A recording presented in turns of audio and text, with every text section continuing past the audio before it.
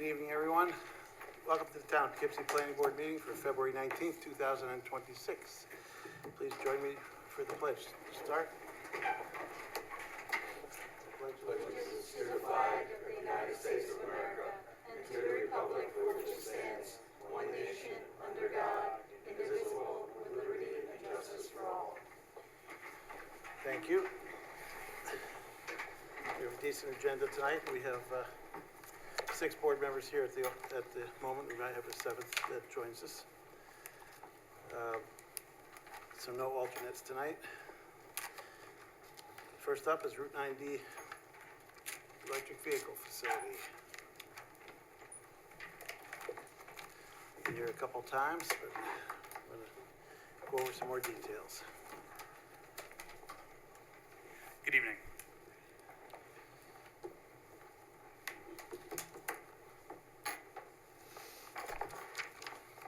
Do you have anything to present or changes since last time? He's putting it on.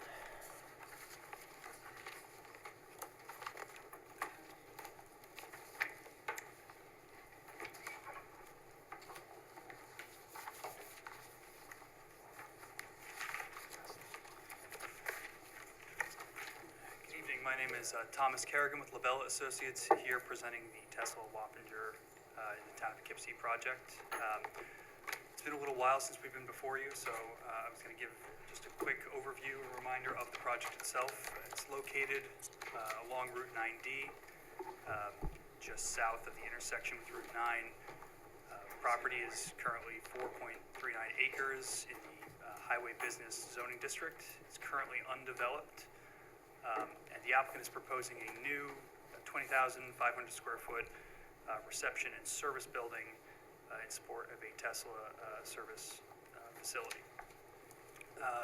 The applicant is proposing 140 parking spaces for the facility, 45 of which will be land bank. The intention of that is if at some point licenses are granted for sales use, those 45 land bank spaces would be constructed and applied to that use. There will be no collision repair or oil changes as part of this facility. It will be strictly servicing the vehicles for routine maintenance, such as computer parts or windshield or key fobs, things of that nature. There are some variances that are required for the project that we are currently have prepared an application to the zoning board for, but we need to complete the seeker process before we can advance to that stage. Yep. I want to provide some updates on the seekers. So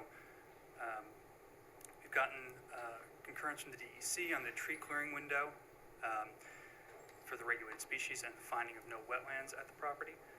We've gotten DOT concurrence on the proposed construction access location, as well as allowing for a WB 67 to access the site from Route 9D.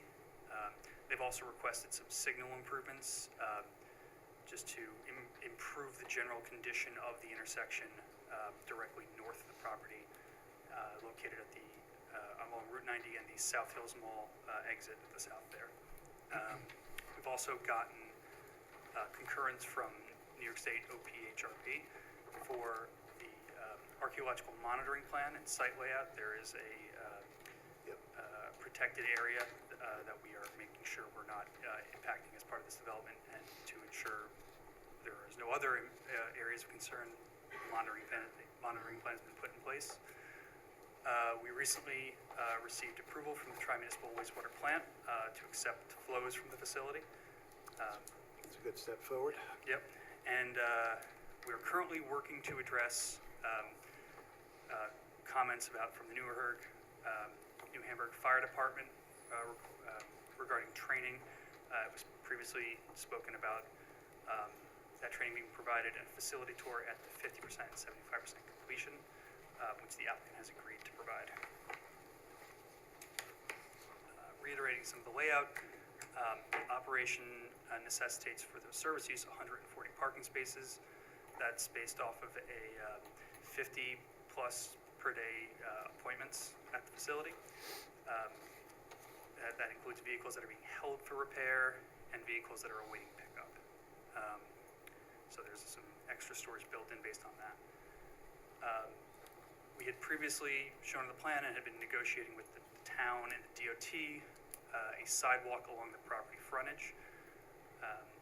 In speaking with town staff and DOT representatives, we've come to a agreement that the sidewalk will be built at this time. It was previously discussed whether that would be bonded in future work, but the current plan moving forward will be to build it entirely within the Tesla property. And then at some point in the future, if a crosswalk can be constructed across the Staples driveway to the north, Yep. a land donation will take place, which will convey the sidewalk to the DOT, and then granted public access. So that'll be present. It's not on the current plans you've received. We just got that direction today, so will be shown on a future submission. We also prepared this last submission architectural renderings of the building elevations, showing parapet walls to address concerns about a uniform building face along Route 90, different architectural features to make it more distinct. So we currently have a list of approvals. We're currently before this board for site plan approval, special permit approval, and architectural approval. As I mentioned, we need to get approval from the Zoning Board of Appeals for a number of variances. We're also going to require sewer and water approval from the town, as well as from Dutchess County Department of Health. We've also had a referral to the Dutchess County Planning, and as I mentioned, we have the tri-municipal sewer approval. Highway work permit will be required from the DOT for the driveway entrance to the south and the proposed sidewalk. And we're going to need a speedies permit, which requires development of a SWIP, which had been previously prepared and submitted for stormwater discharge. At this point, are there any questions on the project? All right, that's a good overview. We'll go to Kristen for your department overview. Okay, yeah, so it's on for a public hearing this evening. For seeker purposes, just again for the record, it is a type 1 action subject to a coordinated review. The planning board declared their intent to serve as lead agency in July 2025. No objections were received. There are a couple of minor things.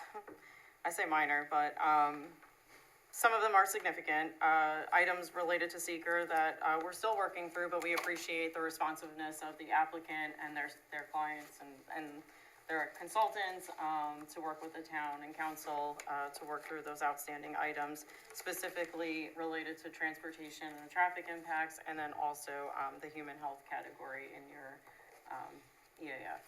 I mean, they've answered a couple tonight here, though. Yep, oh yeah, we know, we were part of Moving those forward. conversations.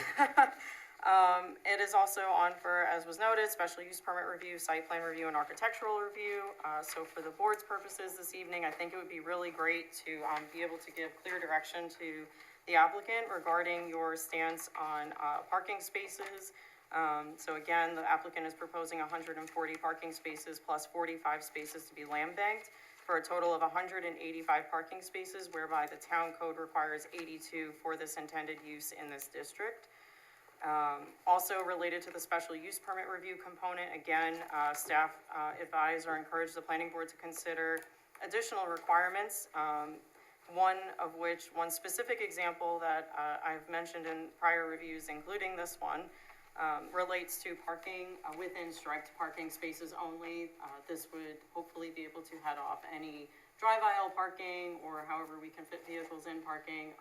Unfortunately, other dealerships and service areas, your predecessors like to pack the vehicles in, so as it relates to safety, we're just trying to get out ahead of that a little bit. So that's for the board's consideration. That's within your purview.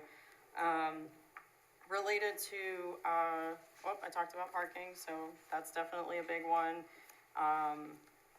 Yes, the WB 67 item, they actually had to get specific approval from DOT as it related to allowing that size of a tractor trailer to access this part of Route 9D. Council, I don't know, Lisa, if you would like to comment on that, because this is being considered at this time with this application, but we understand this isn't a dealership at this time, or sales. Right, one of the things I wanted to clarify is what exactly, because my understanding from our call this week was that that's not a truck that's going to be needed for the current use, the uses it's currently proposed. Correct. So, as I mentioned, the applicant it's just a sales facility. However, the site is being designed with the understanding that at some point in the future, that sales use could come online. We understand that it would have to come back to this board for change of use approval, but they're trying to limit the amount of site work they would have to do to get that addressed. So as a practical matter, I don't have any issue with the applicant limiting site work, doing some site work now to accommodate that, but I think in terms of the scope of what's being provided, specifically like this particular vehicle turning movement, since we don't need it for this use, I don't think it should be part of this application. It's fine with me if you want to design so that it can accommodate that at some future date, but I don't want this application to be viewed as, carte blanche in the future to allow that type of vehicle size to be moving in and out of because it's in essence I don't want to say a theoretical opinion, but it's not for this use. And so I don't think it really is properly before the planning board at this time. Okay, so are you asking that? I'd like to see your traffic plan accommodate the A traffic smaller that's actually truck. going to be Okay. coming to the site. Yes. I have no issue if you want to design certain things and tell us this is why you're designing a drop curb here, for example, or whatever that may be. But I don't want this application to in any way impact a future application that may come in, because the planning board then, as they're constituted, would want to take a look at that on their own at that point. Understood, and I will say we can make that adjustment. The WB67 is the largest truck, so it's any other truck would be conservative design for the WB67. But I understand your request. Thank you. Is there any particular reason you could say why, you initially came in saying it's going to be online sales, and then you switched it just to service center, and now it's potentially sales in the future, but is there any reason to not do the whole thing right now? So the way New York State's licensure works, it limits the amount of licenses that can be issued, and so there are none available for this facility to take for sales use. So it's being limited to service at this time. If, like I said, if the licenses become available in the future, the applicant would come in with another application to change to that use if they were. Sorry, good evening, everyone. Lino Sharetta, partner with the law firm Blakely Platt and Schmidt on behalf of the applicant. Yeah, just to reiterate, you are correct. But again, it's, we may never get a license. We may if it becomes available. But again, that's why when we started, it was going to be both. And then we had to, obviously go back because those licenses are not available at this time. But, we hear what Lisa was saying, and we understand.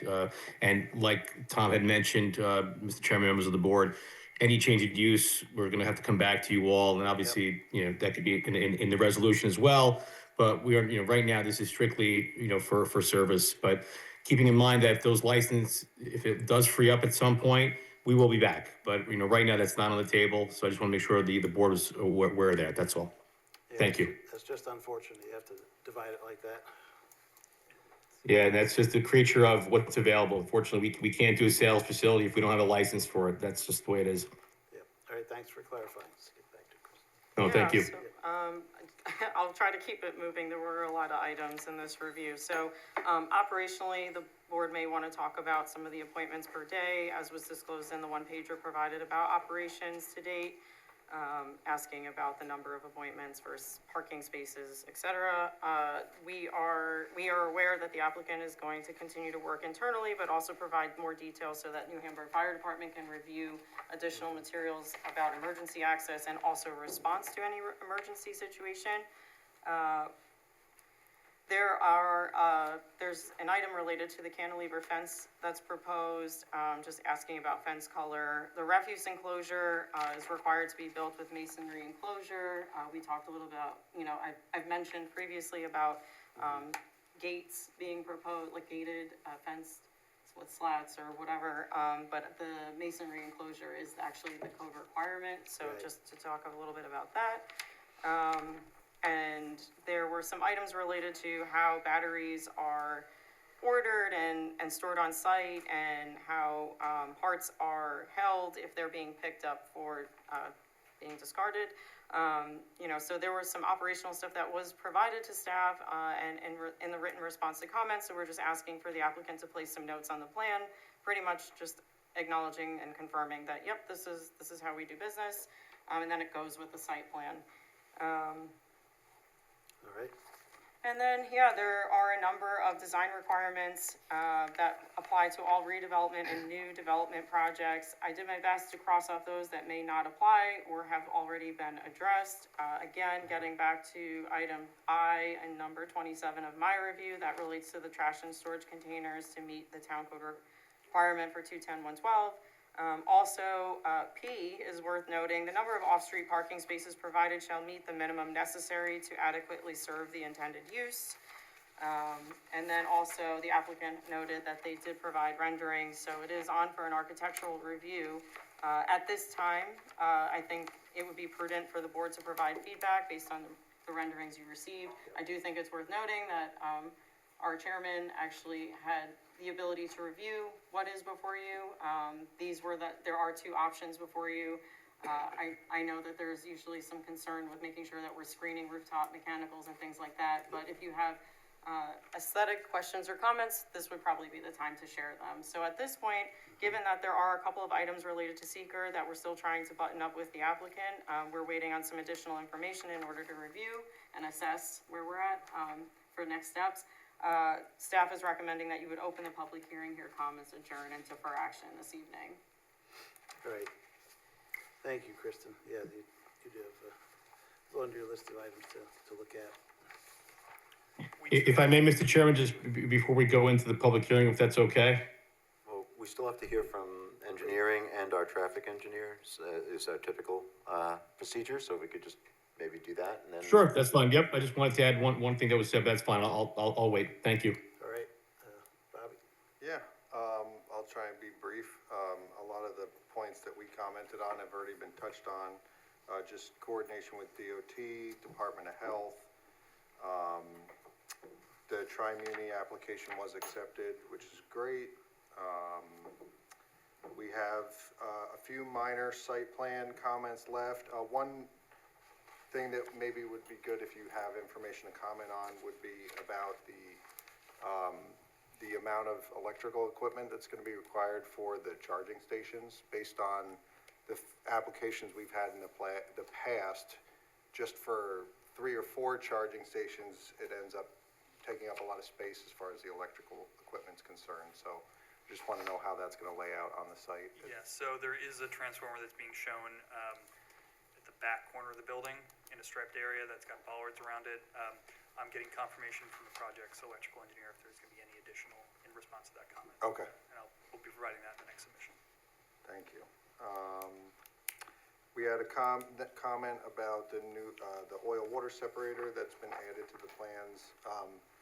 As far as the interior space is concerned, how much of, the separator was sized for only 500 square feet, the building's 20,500 square feet.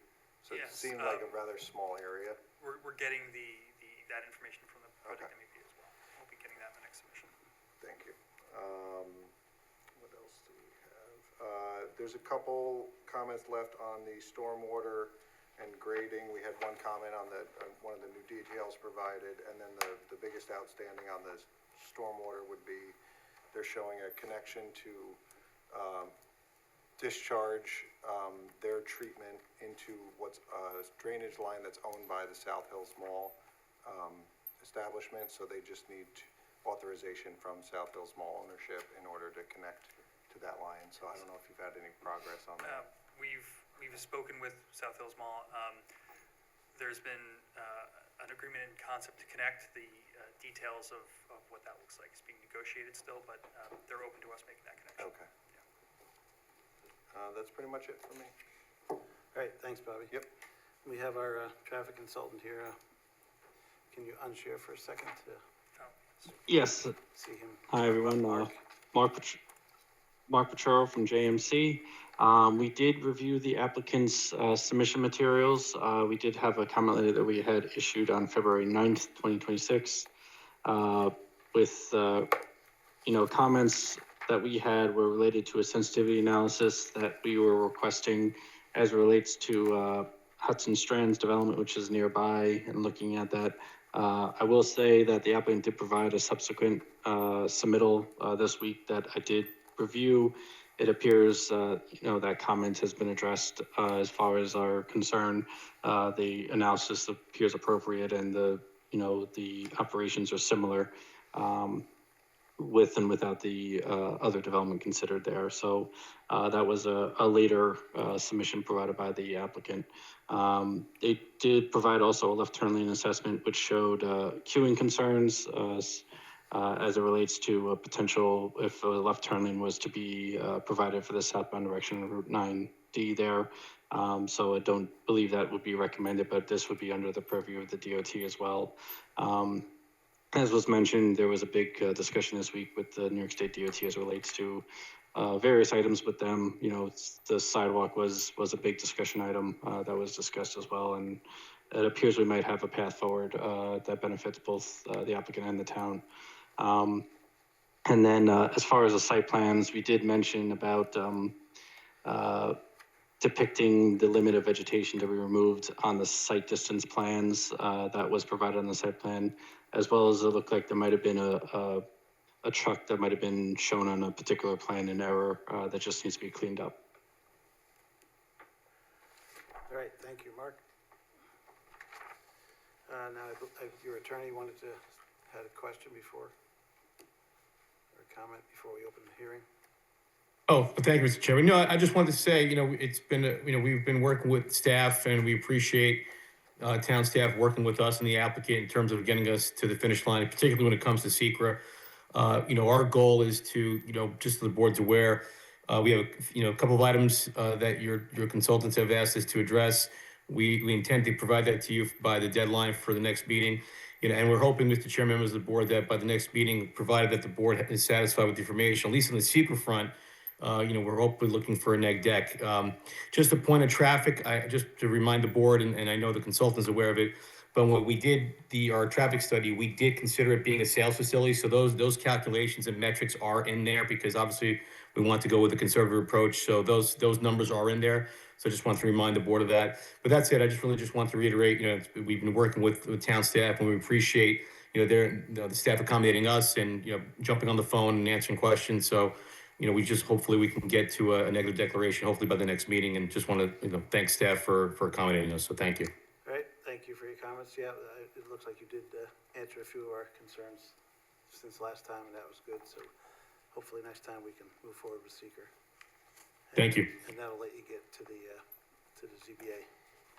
Yep, that's the goal. All right, at this point, I move we open the public hearing. Second. Moved and seconded, all in favor? Aye. Opposed? Motion passes 7-0. We have a full, for anybody on Zoom, we have a full 7-member board tonight. Anyone wish to comment in the room here on this application? Seeing none, anyone on Zoom wish to comment on this? If you're on Zoom, please just unmute yourself, or raise your hand, or wave.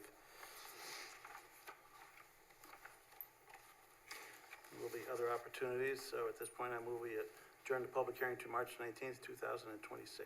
Second. Moved and seconded, all in favor? Aye. Opposed? Motion passes 7-0. Let's go around the board for comments here, and as Kristen said, take a look at architecture comments as well as your other concerns. Start with Peter. There are a lot of hanging threads here. I'm not going to go into a lot of detail. Kristen has done a great job with that already. The setback requirement here for an R20 district and the highway business is 100 feet. You're providing 76, but you mitigated that well with the landscaping. You've done a nice job, and I think that'll work out well. You have on the site plan a spot for a display vehicle. I don't really think there's any need for that, since you're not going to be selling any vehicles at this time. If you want to reintroduce it at a later date, I think that would be fine. But I think if we were to approve this map with a display vehicle on it, might imply that we're improving this as a sales facility. So I suggest, for our benefit and for yours, to remove that spot from your site plan. South Hills Mall, I had a question about their drainage. You've addressed that. You're working out an agreement or some type of a procedure with the New Hamburg Fire Department. We want to see something in writing. If you come to an agreement with them, we'd like to have something documented from you and with their written okay. Finally, with regard to architecture, over the last decade, the people in the town of, or the village of Wappingers have gone to great lengths to spruce up the village, and they've done a nice job. They have a lot of time, effort, and money invested there. This building is at the gateway to the village. And under section 21035E2, it reads as follows. Ground level commercial uses larger than 20,000 square feet shall be contained in a mixed-use structure or be architecturally designed to appear as a streetscape composed of a variety of small buildings that help further prevent the visual dominance or appearance of a single large commercial use. What you have here is, a monolithic building. There's a great quote from Cool Hand Luke. I don't know if you saw that movie, but Strother Martin was channeling Thomas Aquinas. What we have here is a failure to communicate.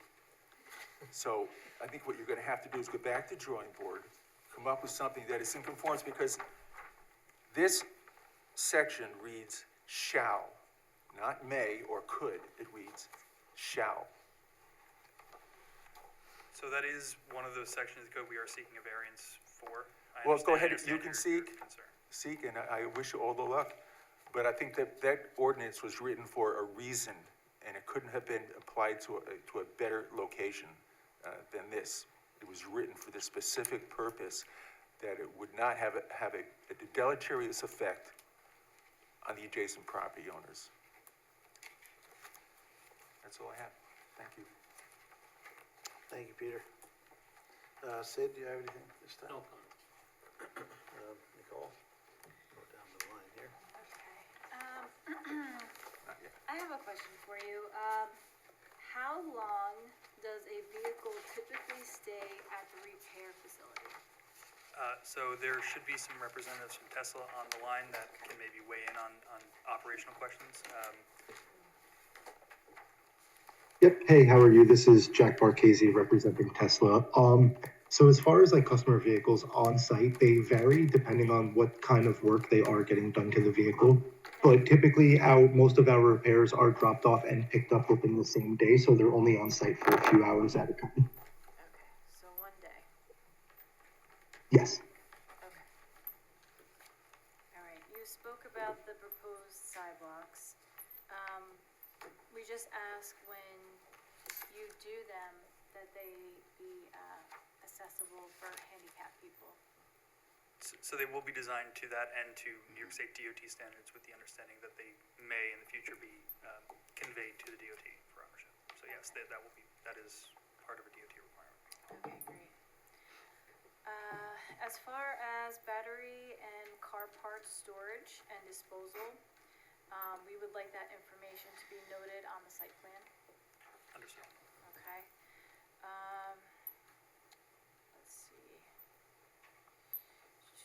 Okay, here's a question, but I think it was really Kristen's question, but I'm gonna ask it again. When talking about courtesy vehicles, where would they be located on the site? How many would you have? So I could step in here and help out. So courtesy vehicles, we would typically store about 20 to 25 of those to have available for our customers. Okay. And those would be within the parking in the back of the building. So within the spots allocated to the site, those cars would stay in those striped spaces. Stripe spaces, okay, great. Okay, let's see with this. Yeah, I guess my last question will be having to do with the fence. I think there was a little confusion as to the height of the fence. Is that gonna be 7 feet? Is it gonna be higher? 7 feet, that's Okay. on the site plan, it's indicated as 7 feet. The Okay. detail that was provided didn't specify, our thought was the site plan would And make that what clear. about the color of the fence? It's set to match the building exterior. So if the building is silver, the fence will be silver, is that? Kind of a gray, Yeah, the building is sort of a light gray. kind of a light gray, yeah. Okay. Okay, that's it, thank you. That sounds good. We usually don't like stark white that stands out too much, but blends in is better. Yeah. All right, Rocco, anything at this time? I just want to echo what Peter said, especially with the build, and that's a big concern. It looks, it doesn't seem to fit in there. All right, Sharon? My only question, which really doesn't apply right now, but why did you want to put a car there? The display vehicle? Yeah. The desire is, it's part of sort of the building branding and the conveying the kind of the operations of the facility, understanding again that it was being contemplated as part of that sales use in the future as well. So while not part of that sales use at this time, we're trying to build the site out so that there isn't site work that needs to be done in the future, or limit that site work to paving those land bank parking spaces. We're trying to minimize any future work on the site. I think it would be confusing to the people what you're going to be doing now, so I would wait on that too. And a display vehicle at the shop is also just a way for us to provide opportunities, visuals of the cars. So if a customer comes in and they're having to get repairs and they decide they'd like to wait on site, having that display vehicle there allows customers to look at our newest and latest model, our newest upgrades, and just have that visual of what we have to offer them. So no sales would actually be occurring, but it is just for that visual aspect for our customers. I still think we should wait on that. All right. Pictures too. We'll see what everybody says. Go ahead, Steve. Okay, my question has to do with information that was kind of new to me tonight, excuse me. With the mention of the sales, there was also some comments that said the traffic analysis already assumed that. Because that's been one of our concerns. Did we catch, and I just wanted it to be reconfirmed by JMC that the analysis that was done picked up the additional flow if it was also a sales facility. Yeah, so just to Yes, It did. we did tell them and direct them to use a car dealership, even though they were still trying to just propose a service. It is to show the more conservative use and numbers in their analysis, so we told them to maintain and use the dealership numbers, even though they are pursuing a service only. Okay, thank you. That's all. All right, let's see, my 2 cents. I mean, it's great to get the sewer connection. I agree with Peter that you did a good job doing a landscape buffer, especially since you're doing underground retention there instead of I think originally there might have been a stormwater pond there, taking a lot of the buffer out, which was not great, so it looks good now. As far as parking, talking about the chargers, I did not see any charges. If the employee parking's up front there, there's no charges for employees or conduit in there for the future or whatever? correct. The charging is limited to the rear secure part of the facility. They want the charging stations to be within that fence. So employees would be able to go back, even though the employee parking's up front? There is some employee parking in the back as well. They would be able to so, use I mean, yeah. the chargers back there? Yeah. Okay, I assume you're trying to foster employees even to drive electric, so. Glad for the sidewalk connection. As the police had some comments on cameras and lighting and such like that, so Yes. take a look at that letter. We did review that letter. Some of the items were being addressed. Speak to lighting specifically, we've designed the lighting to maximize, secure illumination across the site, but obviously meet a number of other Right. town code requirements, dark sky compliant lighting, things Right, of that nature. that's- So It has to be a understanding. compromise there. Yes, exactly. Because we don't want to overlight it, especially near residential there. And as far as the parking, it does, Kristen's pointed out, you have quite a bit number. You sure you need the 140 just for service, or do you want to maybe land bank more of it, or what do you? Tesla's indicated that is the amount they needed, and I'm gonna hand it back to them to maybe expand upon the need for the level of If parking. most cars are there just for coming in and out for the day, then why do you need so many extras, or do you want to expand upon that a little? Yeah, for sure. I can definitely help expand on that. So yeah, I mean, if we're gonna break down the parking, we're looking at 140 parking spaces. We have 11 to 20 of those allocated for customers. So as they're arriving, if they're not able to get directly into the building, they can park into one of those parking spaces while they're waiting to pull in. And then with the plans of 20 to 30 employees, that allows us for 30 employee parks.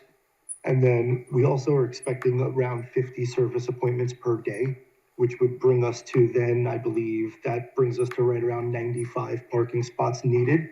And then if you factor in for loaners, which could be a capacity of 25 loaners on site at any time, that brings us to 120 parking spots required as a minimum for daily operations and being able to accommodate our customers. And then when we factor in New York, we have snow removal, so we may have to have areas for snow removal. We also have to build in an isolation zone if there's a pack that happens to be contaminated and we have to isolate that in the parking lot. We would then have to put that in a dedicated area. And then, as you all know, we experience some extreme weather in New York. So if a major storm happens to roll through in the summer or a major winter storm throughout the winter months, we may see an increase of work. So that allows an additional 10 to 20 parking spots just in case we have any future growth. And with having the additional 20 spots allowed for our growth, it also guarantees that all of our employees can park within marked stalls. If we limit the parking that we have on site with our day-to-day operation, it does get more difficult to keep cars out of drive lanes and not in marked stalls. So we want to make sure that we can keep drive lanes open, customers happy, and employees also safe as well, and have enough parking for any growth as needed. And I have a follow-up and to the that cur- because this was the first time we're hearing that courtesy vehicles will be confirmed, provided on site. So that 20 to 25 number, if we just want to make sure that we're including that in your parking breakdown and in your legend, or your schedule. Yep. Yeah, I was just about to say And, that. well, sorry, Yeah. go ahead. No, I was just saying, he Sorry. listed everything that he did not mention the courtesy, so thanks for picking up on that. I guess I'm just curious about how many bays are inside, like how many cars can be worked on at one time? So there's 8 lifts inside, so 8 bays, and then each technician can work on anywhere from 3 to 5 vehicles per day. So that's 40 vehicles within the bays, and then just accounting for any additional walk-ins that may be able to be accommodated on any given day. Yeah, and we're definitely interested in like the queuing, and you had talked a little bit about the swing spaces of customer versus employee outside the fenced area. So just again, understanding the breakdown as it applies with queuing. I've given the example to the board already where like I'll bring my car in for an appointment and it's me and 12 other people and I have an appointment and we're queuing inside internal to a site. This starts getting a little close to an intersection or the circulation Right. path in and out. So I know we had talked about this earlier this week, so. And also, if there are 8 bays, I don't know how the employees per bay break down, but if you have 30 employees, that's roughly 4 employees working on each car, which seems sort of Well, excessive. no, we have customer service representatives, we have managers, we have vehicle movement specialists, so there's not only technicians employed at the site. Again, And then there's also just, what was that? yeah, the queuing was a concern of mine too, that because people tend to, everybody wants to drop their car off at a certain time early in the morning before, and, So Need a just ride, so- making sure that whatever you can get from Tesla about the breakdown internal and operations, again, like as detailed and specific as you can be, I think would be appreciated for the board's review.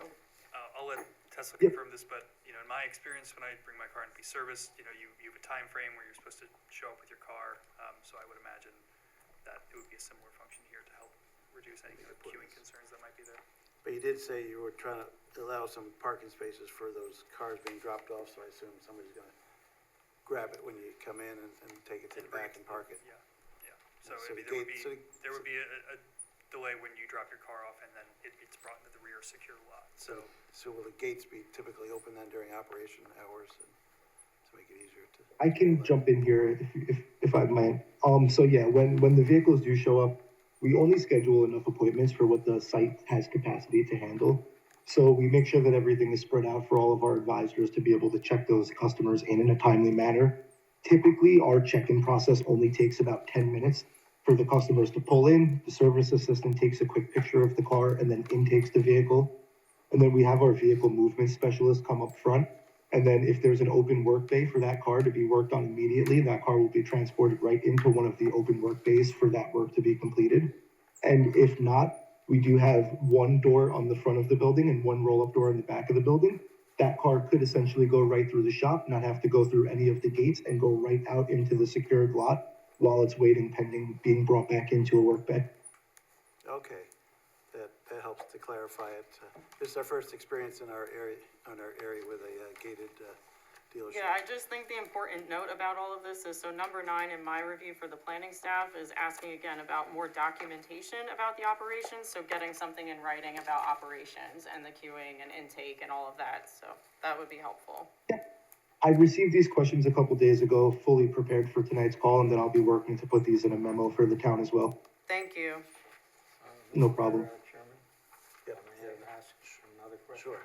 Okay, I've got a question because I don't, I know a little bit about the functions of the Tesla, but not a great deal. But I noticed, I think that some of the Teslas might be equipped with autonomous drive-in, which could be employed on the site. I don't know if New York State allows that on their public roads. So for those Teslas that have that feature, would that require an employee to move it from the spot into the bay for service? I missed the first part of that question. Which feature are we talking about in the vehicles?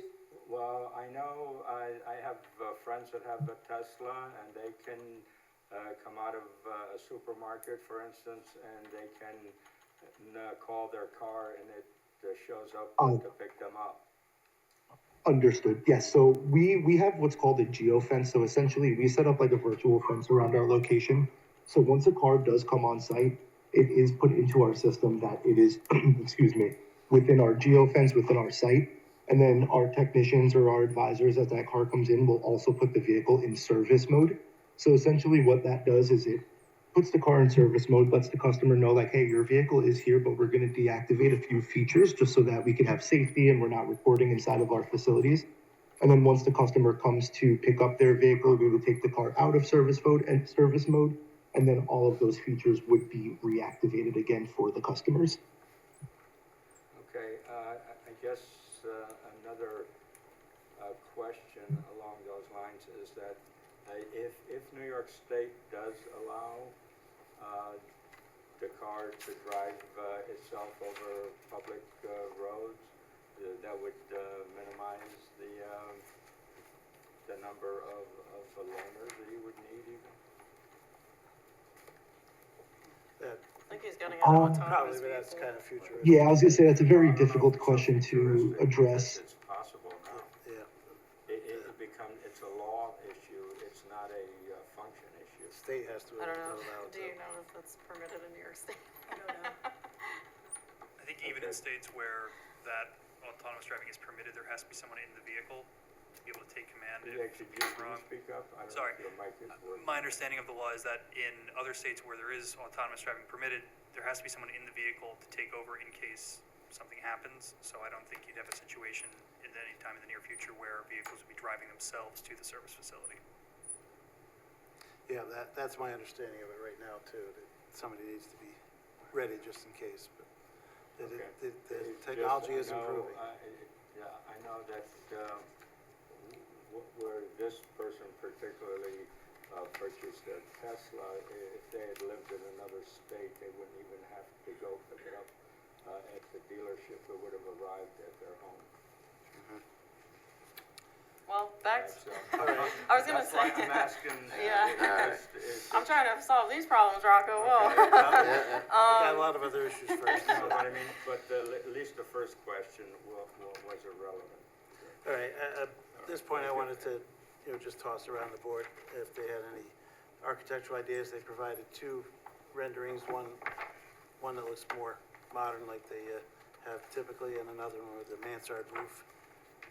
Personally, I'm not sure the mansard looks good with a futuristic Tesla car, but I do, and they've added a couple of faux windows, but as to Peter's comment, I think it still needs some improvement. I mean, another large building we did recently has some different typical heights, some bump outs with different heights, so it kind of looks like it breaks up the whole long facade. It's something to think about. I don't know, what does other board members jump in if you have any comments one way or the other? I would prefer option 2. Do you like the mansard?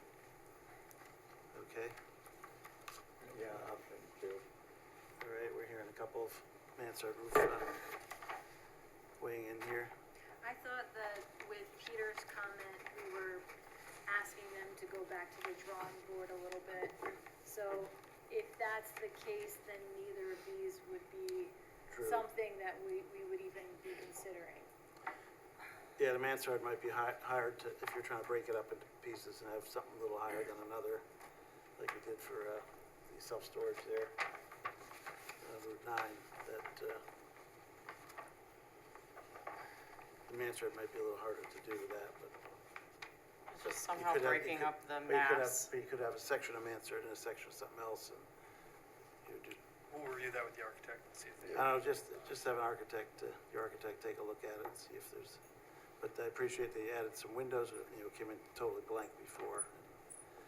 While there are some buildings still in the town like that from decades ago, our last couple of master plans over this century have been trying to improve the look of the town and do different things, so. And I'll just, you may want to provide the architect with the comment, with copy of that particular code section, because the ZBA is tasked with granting the minimum variance necessary, and so they will take that into account as well. Yes, my understanding is they have. 210-35 E2. Yes, as I said, we are seeking a variance from that. They have been provided with that section, so we'll review that again and see what we can do to address some of these concerns. The only other item we didn't talk about, I know we're tired, but I just wanted to mention the refuse enclosure again, because it does. Yes, actually, I did want to ask about that because I wasn't sure I understood the comment. It is masonry, that's what is proposed currently. I understand there was a comment about the roof over the refuse enclosure and how that would be accessed. We will be revising it to remove it from the refuse side of it, but the Okay. tire enclosure, the applicant is still looking for the roof to prevent rainwater from collecting in those tires if they sit there, if it rains in between a pickup. And is the roof, I guess, the section that is triggering the comment about the variance? I think it was just that the fence or the structure itself was 6 feet high, and then with the roof, it goes from 8 feet in the front to 10 feet in the back over a 7-foot fence, perimeter fence, so. Okay. Just Then I think I misunderstood the comment. I thought you were referencing the section that just said it needed to be masonry construction.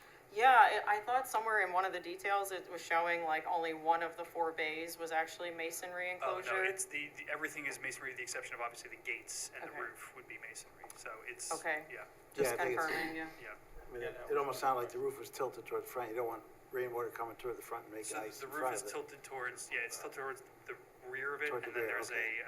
a separation between the curb line and that so that it It would drain, flow to yeah. the wall and I might have had Okay, it okay, backwards, good. but it still was All right. coming up with like 10 feet, so that's why I thought. That's good, and the roof is good over tires. You don't want to collect and get mosquito. So I don't know eggs in if that's there gonna trigger a variance, so that's why I was bringing it up. either.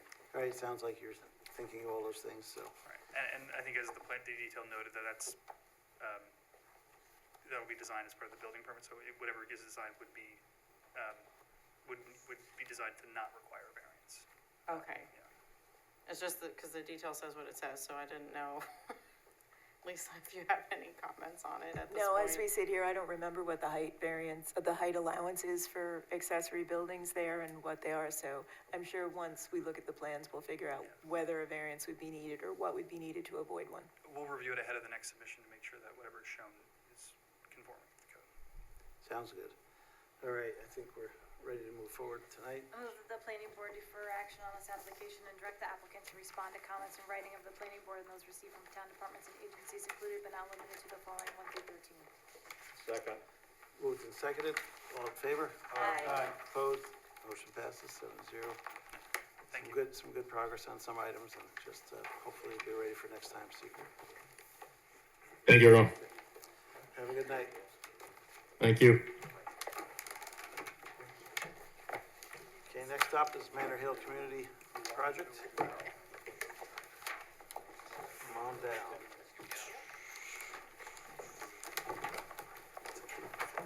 Good to see you back. Thank you. Move forward with this. I'd say Happy New Year, but I think that statute of limitations ran unless it's the Chinese New Year, in which case, Happy New Year. With that said, Chairman Taylor Palmer with the law firm of Cuddy and Fader on behalf of the applicant.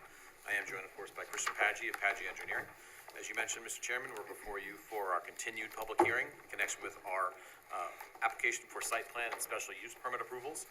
That is for, well, actually, and also our aquatic resources permit approval for the construction of a 14-unit mobile home community and associated site improvements for the property.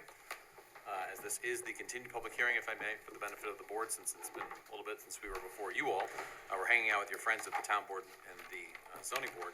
I'll provide just a short overview of the project and then get us right back to where we stand today. So this project has been significantly revised since 2017, when it started review with the town. As detailed in our prior submissions, the 5.5-acre property is located on the east of North Grand Avenue and is located immediately next to the existing 62-unit mobile home Manor Hill Mobile Home Park. Say that one 5 times fast. And it's south of Dutchess County Rail Trail. The area surrounding the property is characterized, of course, by a mixture of commercial, residential, and recreational uses, and of course, the 62-unit Manor Hill Mobile Home Park. We're also across the street from, as I mentioned, the rail trail. We are presently proposing to construct 14 mobile home units at the property, each of which will contain a manufactured home, and then we also have 2 parking spaces for each of those units. Associated site improvements that we'll install include our 24-foot wide private drive through the property, as well as connecting out to Van Wagner Road with an emergency access gate to North Grand Avenue, water and sewer connections, landscaping plan, privacy fencing, stormwater management, guest spaces, and then of course open space and recreational following our meeting with you all in October. The applicant originally did propose 22 units for the site, and through the process with your board and the town board, we did have some additional open space added, and the project was ultimately reduced down to the 14 units that are before you all this evening. We did take significant time to refine this project to respond to these comments, and as Christian's plans show in more detail, we've really kind of wound it down to where we are today. So just to give you a few quick notes that we did highlight in our last submission to you all, but based on our last discussion with you, the project does now include a recreational area, including picnic tables, park benches, grills, and a gazebo. Christian will go over the visual of that as tonight. I think part of our discussion can be some of the architectural review of the project. Privacy fencing had been added along the southern lot line of the property, which was suggested by a neighbor, or requested by a neighbor, I should say. Yep. Visitor parking spaces were now included. That was a change from our last meeting, and then street lighting has been incorporated on that roadway. Procedurally, I'll note that in December of last year, the town board reclassified the property from the R20 to the Residence Mobile Home District. That's what enables the redevelopment of this property for the 14 units we're proposing. This, of course, followed numerous public hearings before you all and, of course, the town board. In addition, in January of this year, the ZBA granted us area variance relief, and that was specifically for the rear yard setback, and that was only for some of the units, 9 through 14, which are sort of on the top of the plan there, following Christian's cursor. Finally, as you know, the board, as the lead agency for this project, coordinated review for a type 1 action, adopted a neg deck back in October, inclusive of variance requests that were before the zoning board. With that background, we're looking for the board to consider closing the public hearing tonight and to consider granting a conditional approval for the project. We're also asking the board to consider conducting or waiving, but I think we'll go through the plan's architectural review for both the gazebo and the units, and we'll My colleague Jessica Zalin, who's on the Zoom universe, will also explain and try and show what we've got for those plans, but kind of the backwards way that these mobile home units work as far as designing interior to get to the exterior. Doesn't make sense to me, but I'll let her explain that. Finally, we're asking the board to consider authorizing the applicant to proceed with certain selective tree removal in the interim while the plans are getting conditions of the approval signed and dealt with. So that will deal with tree removal outside of wetland areas. I know Christian had a chance to connect with Eric. Thank you, Eric, for reaching out to us multiple times to lay out all of sort of the Ts and Is, and we do appreciate, obviously, all of that. Communication's always great to work with the town of Poughkeepsie. I say that every time, and I will continue to say it. Typically, this time of year, we call it tree felling, because you're Tree not felling, allowed to yeah. actually remove them. Exactly right, Until yes. they Yeah. have erosion in place. Precisely, yes. So with that, I'll turn to Christian to see if there's any Ts or Is. Ts or Is, I forgot to cross or dot. All right, thanks. Go ahead, George. So I'll just be quick. I'll just run through some of the plan changes since the last time the board has seen this. These changes were in response to the last planning board meeting and some of the comments that we've received. We added some amenities over in the recreation area in the form of picnic benches, park benches, and grills, and also a gazebo. We're showing a 20-foot gazebo. I believe some of the visuals that Jessica will be showing are 20-foot or 24-foot diameter, but we're showing them within the setback areas also. We're also showing 4 service parking spots in this area, near the recreation area. That was in response to the board's discussion at the last meeting relative to just visitor parking or service parking. So we believe that, the 4 additional spots should be adequate to accommodate those types of visits. We also did a very small modification right across the private road from the rec area, a little bump out in the area of the group mailbox. Again, that was something that was discussed at the last meeting. We are showing 3 light fixtures at locations, again, discussed at the last meeting. Over by North Grand Avenue, because there was discussion about potentially being a bus stop at this location. We can talk more about that too, but at this time, it's the owner's understanding intent to have all bus pickup being located at the existing bus pickup at Van Wagner Road, where the existing park has their bus pickup. We are not anticipating that there will be a bus pickup at this location, but we still need to confirm that with the school district to confirm what their preference would be. But we're anticipating that they will be looking to maintain the existing pickup over at Van Wagner. Should be able to go through that as a condition, see, and clarify what you need there at that end. Yeah, and if the staff or the board feel that a light at this location is not necessary, we could certainly remove that. It's mainly an emergency exit and stuff, so if there's nothing going Exactly. on there with kids or whatever, then we don't need the light to bother neighbors either. Exactly. So we are showing 2 additional lights, just one on either side of the units, really. So just to provide some illumination in areas that are, are more secluded and will be dark for people walking in and out. That really wraps up the modifications. We are in receipt of some of the technical comments from your engineer and the traffic engineer and water and sewer department. They seem like nuts and bolts, and we don't really take any issue with those comments. And I believe that we could work them out with the consultants. Again, they were relative to construction details and some signage during construction. So we don't believe that we have any issue with those comments. All right, thanks, Christian. We go to Eric for the department's recommendation. Sure.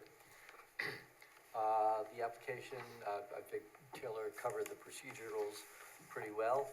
It's come back from other approvals to the planning board for site plan review and perhaps approvals for the site plan and also the special use permit. And we've provided resolutions for that. It is a public hearing for the board, so after that, the board could consider draft resolutions for the site plan and special use permit approval. There is one also for architecture. I did speak with Christian a while ago. That's something that they could always come back for later, since it's a recommendation for a conditional site plan. Among the conditions of site plan is architectural review and approval, so that can always occur later without holding things up tonight. There's also a resolution for the aquatic resource permit. The board typically does that as a separate approval with conditions, and there are several, including items from Aspen, before actually issuing the permit itself. And then also, we noticed the applicant's request for the tree felling waiver. We provided a resolution for that also with conditions. Yep. For board discussion, I guess, and for their knowledge, one thing, just before, so I don't forget, as far as we get rid of the light at the entrance, aside, the purpose there would not be only for bus stop use, because there's an existing bus stop in use now over in Van Wagner, but that's also going to be the primary pedestrian and cyclist entry and exit probably for the entire mobile home park to the rail trail. We heard a lot from the neighbors about the dangers along that roadway. That access point has a gate because the traffic there is particularly difficult and blind. Before, we might want to, I would suggest the board consider whether you want to remove it or perhaps keep it for the safety benefits it might provide for that purpose. Yeah, I forgot about that use, the rail trail is right there, and that will be used, that will be an amenity for this whole development. Yeah. As far as, we did speak previously about, to clear up some of the coordination, I'll let Carol talk about the wetland permits, but because there's coordination with the Nationwide and the, She's not. I don't she think didn't she's, make it, okay. yeah. So the Nationwide permit, apparently that expires on March 14th. Kristen had advised me that typically the procedure is just to reapply. And then the Army Corps has 45 days to acknowledge it and accept it.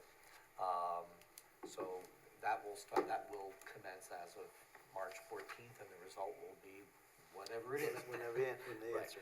Carol had pointed out that given court cases and regulatory changes, we don't know if the result will be the same or not. We can predict that it probably will be, but we won't know until it arrives. Similarly with the DEC permit, we're expecting that it will allow for what's there, and that's probably what will happen. Christian advised that they're expecting for there to be a 100-foot buffer around the wetlands to be regulated by the DEC, and that's fine. And they can take that into account in their plans. Again, though, we don't know what the DEC will do about jurisdiction and whether they'll accept the delineation or not. Apparently, the delineation has to be confirmed by the DEC in the field, which they can't do until after the snow melts. Yeah. So there you go. So, yeah, I mean, and Carol was not able to make it tonight, but we have her letter, and I assume that you guys get that information to work on. So, Work with her. conditions for the aquatic permit, I think are fine for the board to move ahead with. If you're comfortable with that, please ask any, questions of the applicant. On the tree cutting waiver, I think also it's the conditions we've provided for that, are quite workable, as elsewhere to drop the trees in place. And then if they are able to get, if they're able to get the stormwater permit and they're swift together, then they would be able to do ground disturbing activity. The only item for the board to consider there, I would suggest, is that since the limits of disturbance for the site, at least as shown on the plan, are basically the entire site, they would obviously need to exclude any areas that were covered by the wetland permits, because they can't cut the trees in there without the wetland permits. There's also, we had suggested conditions to exclude near the rail trail and the property boundaries of the neighbors. And the board might want to discuss whether to keep that in or take it out. They may get their permit approvals to begin work this summer. That's what they're hoping, and we're hoping will happen. However, if there's a glitch, then we don't know. Yep. So, and I'll just add, this is sort of an interesting situation because according to DEC, there really are no bats on the site. The bats are not listed on their mapper, and they're not listed in other places, but the Army Corps of Engineer permit references the bat I mean, deadlines it's and puts most them of it- in. So if it weren't for the Army Corps permit, they would be able to cut the trees because there's no identified bat on the site in any event. But speaking with Carol just before we started this meeting, she's fine with the board going forward with what she calls selective tree removal. And what she means by selective is only the larger trees, which would be, as you know, greater than 3 inches for some species, 4 inches for others, and outside of any of the buffer wetlands. And then it's up to the board to consider whether to exclude along the neighbors and the other areas. All right, thanks. Thanks, Lisa. I mean, a lot of the area is just kind of scrub, and there's a few major trees at certain spots, but it's good to know. All right, thanks, Eric. Oh, and also, last point is, one of the conditions also for the tree waiver is for site restoration, with a financial guarantee, and that typically goes to the board. We only just got that today. The Yep. town engineer estimated The bond. the bond amount, which the board has. And Yep. so that's now before the board, that would now be included in that consideration. All right, Eric, go to Bobby. Yeah, most of our comments have been addressed. We do still have a few outstanding. Stormwater maintenance agreement for the SWIP, which is pretty standard. We're looking for a legal agreement on the open space future development restrictions around the wetland mitigation areas. There is still Department of Health approval required for the water improvements. And then we're asking for some calculations on the sizing of the water main to make sure that they can meet the adequate fire flow requirements. And then one comment on the sewer. The town has been working with the applicant on some of the sewer infrastructure. We've received a grant through the CDBG program to replace the pump station right adjacent to the property on North Grand Avenue. It's a town-owned pump station, and then in that, we'll be taking a section of the sewer main on the property, which they're offering to dedicate to the town. So they've provided an offer dedication with this submission, and it needs to be reviewed by the town attorney. Okay, thanks. It's good to get that pump station upgraded, I guess.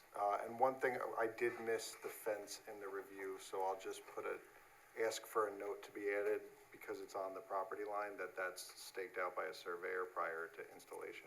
No problem, yeah. What is that proposed fence material and It color? would have been, I believe it was a wooden stockade fence, 6 foot. Sounds good. All right, at this point, we have our wetland consultant, as I said, is out, but our traffic consultant is on for some last minute comments. Mark? Yes, hello, Mark Petro again. I did have a comment letter. It was February 9th, 2026. Basically, the application with regards to my last comments, the applicant replied that they're amenable to those comments. However, they were looking for direction if required, or if there will be required. So basically, my previous recommendations were talking about some kind of treatments to the emergency access to make it different to a typical traveled roadway. And then also some road restriction access signage at that one to convey it's emergency access only. And then also about a stop sign and stop bar at the existing Van Wagner Road intersection. And then lastly, basically they still show the construction entrance on North Grand Avenue.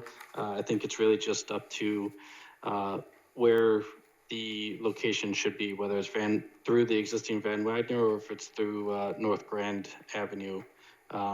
If it is to be through North Grand, which is what it's shown on the plan, we would just suggest that additional safety measures should be incorporated if that's to be utilized as for construction access and traffic, such as advanced warning signage and flaggers. Yeah, it's near a curve and stuff, so.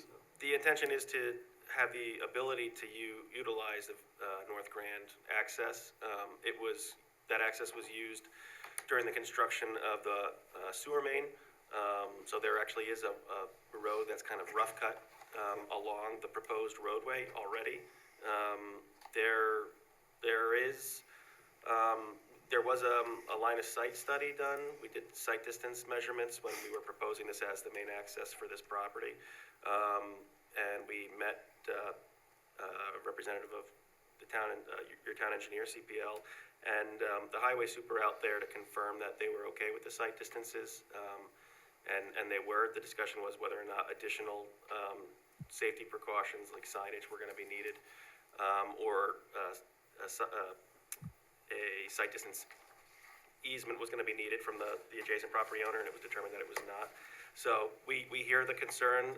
We're absolutely happy to include notes on the plan to provide the signage and flaggers during construction.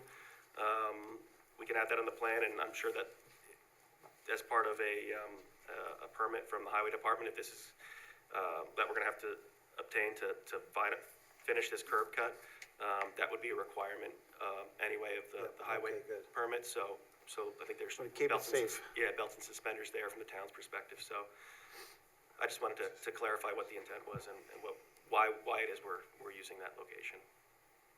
And it's great, it was a big step forward to turn that entrance into just an emergency access point with the gate there.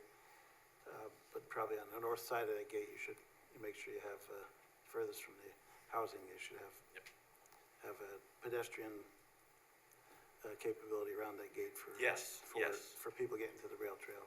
Absolutely, yep. All right. Just moving on, at this point, I move we open the public hearing. Second. Moved and seconded, all in favor? Aye. Opposed, motion passes 7-0. It looks like we have one person signed up for this so far. Alejandro? Come on down. Hello, everybody, again. So,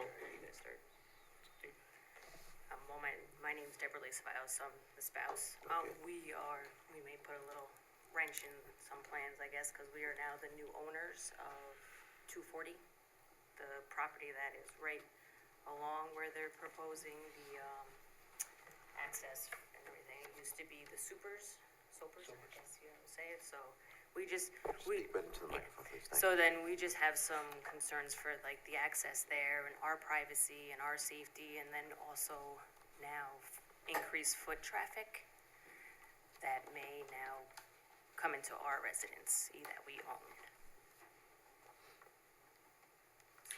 so the proposed stockade fence that you guys are proposing, is that gonna be a 6-foot here from this corner all the way up? We were proposing it right here. Oh, okay, along this side? Yep. So what about in the front here? We could, We were looking for some privacy. Right, there, because this looks especially into, this is our house for right here. construction and now foot traffic. Right. People are gonna be able to now have kind of almost immediate access to our property, both properties, because we own, 238 North Grand, and now, like I said, we just bought the 1.8 acres that are now. Yeah, this is all ours now, right here. So this Oh, right to here, the there'll south be of a it, stockade yeah, fence, can we okay. put a stockade fence 238 right is here? the closest one. This side? 238 is ours, but then right next to it is, I mean, it's not marked, it's just North Grand now, but we are now the new owners of that 1.8 acres there. Oh, there's nothing on that part. Correct. It is a buildable lot, so there is future, if our children ever were to build a home there, it is considered a buildable lot. So these are just some of the things that we need to look for our future of this property. All right, I mean, I just had to increase my homeowner's insurance because I know that there's potential for liability if people are coming onto this property. all right, well, we're not, this is the hearing, we don't want to have too much of a give and take here. Oh, with the- sorry. No, Yeah, that's fine. With the owner, but Yeah, it's good that you. there are little concerns about people It's good coming that in. he's listening to your concerns. Yeah, and, about coming in and parking the vehicles on that emergency road. I know there's gonna be a gate on the North Grand side to prevent people from coming in, because it's just emergency purposes only. Right, so it But should what's not gonna be. stop visitors on their end, because I see they have the gazebo, people are gonna wanna have, excess amount of people coming in, and then they're gonna wanna park their cars along that roadway if there's no gate on the house side. I mean, Does they that make won't be sense? able- They shouldn't be able to be parking way up there. But if they, That's if pretty- they're, if That's pretty each, far from the houses. right, but if each unit only, can hold 2 cars, right? And then if they have a party of some sort and they have multiple cars, what's gonna stop them from going over there and parking on that emergency roadway? Yeah, nothing. And then, so if there is an emergency and they have to come through, God Right. forbid, or anything like that, there's gonna be cars blocking the roadway. Right, that's why why the plans are not supposed to park on that road. But because if there's it's no emergency gate to access. stop people from there, and I get it, it's an emergency roadway, so having 2 gates to lock it up, because then if they have to come in, open one gate, they have to come in, open another gate, it's a pain in the butt, I get it. But again, what's going to stop the visitors if they have, an abundance of visitors coming through, like, especially like, you're gonna put a gazebo there, people wanna have, hang out and everything like that, and now they're gonna be able to park. Well, I mean, the gazebo's all the way down the other end. Yeah, yeah, but like I said, it's not gonna stop people from parking their cars over here, if there's an open area. All right, And then also, I know he has said they're gonna put the stockade fence on the side of the property, but we would like that continuation of that stockade from the roadway, from the gate to the corner as well. So, listen, we know people are gonna probably walk through there to get to the rail trail and everything like that. We just like to have some sort of privacy looking into our yeah. I our mean, property. he was amenable to putting a fence there, so I think that, I'm sorry, I didn't hear what you said. he was amenable to putting a fence. Yeah, oh yeah, there, I believe, yeah, so- he so that- definitely was. So appreciate your comments. And then as far as, so now the roadway, so now from North Grand to the gate, okay, that's gonna be, is that gonna be paved? And, left paved and everything like that? Kind of like an eyesore right there, just like a half a paved road. Because nobody mows it, I mow that area, I've mowed that area It for has to be- 15 I mean, years. they have to Does have it an have to be a official- paved area, or could it be Has- like crushed rock for grip for anybody to come in? So like, even if the grass overgrows it, there's still gonna be some stability there for any vehicles to come through there. It has to be sufficient for fire trucks or whatever, for emergency I would vehicles assume to it get would in, have to so. be paved, right? Because that's what happened across the way with, Okay, I'm just wondering, like I said, instead of just having, a paved road and everything, so somebody on their end would have to keep it, shoveled, in a sense. Because, nobody for the last 16 years has mowed that area, except me, so if it wasn't for myself to mow it, that would've been, we would've had There was trees and there was nothing overgrown. there, so. Right, so, okay.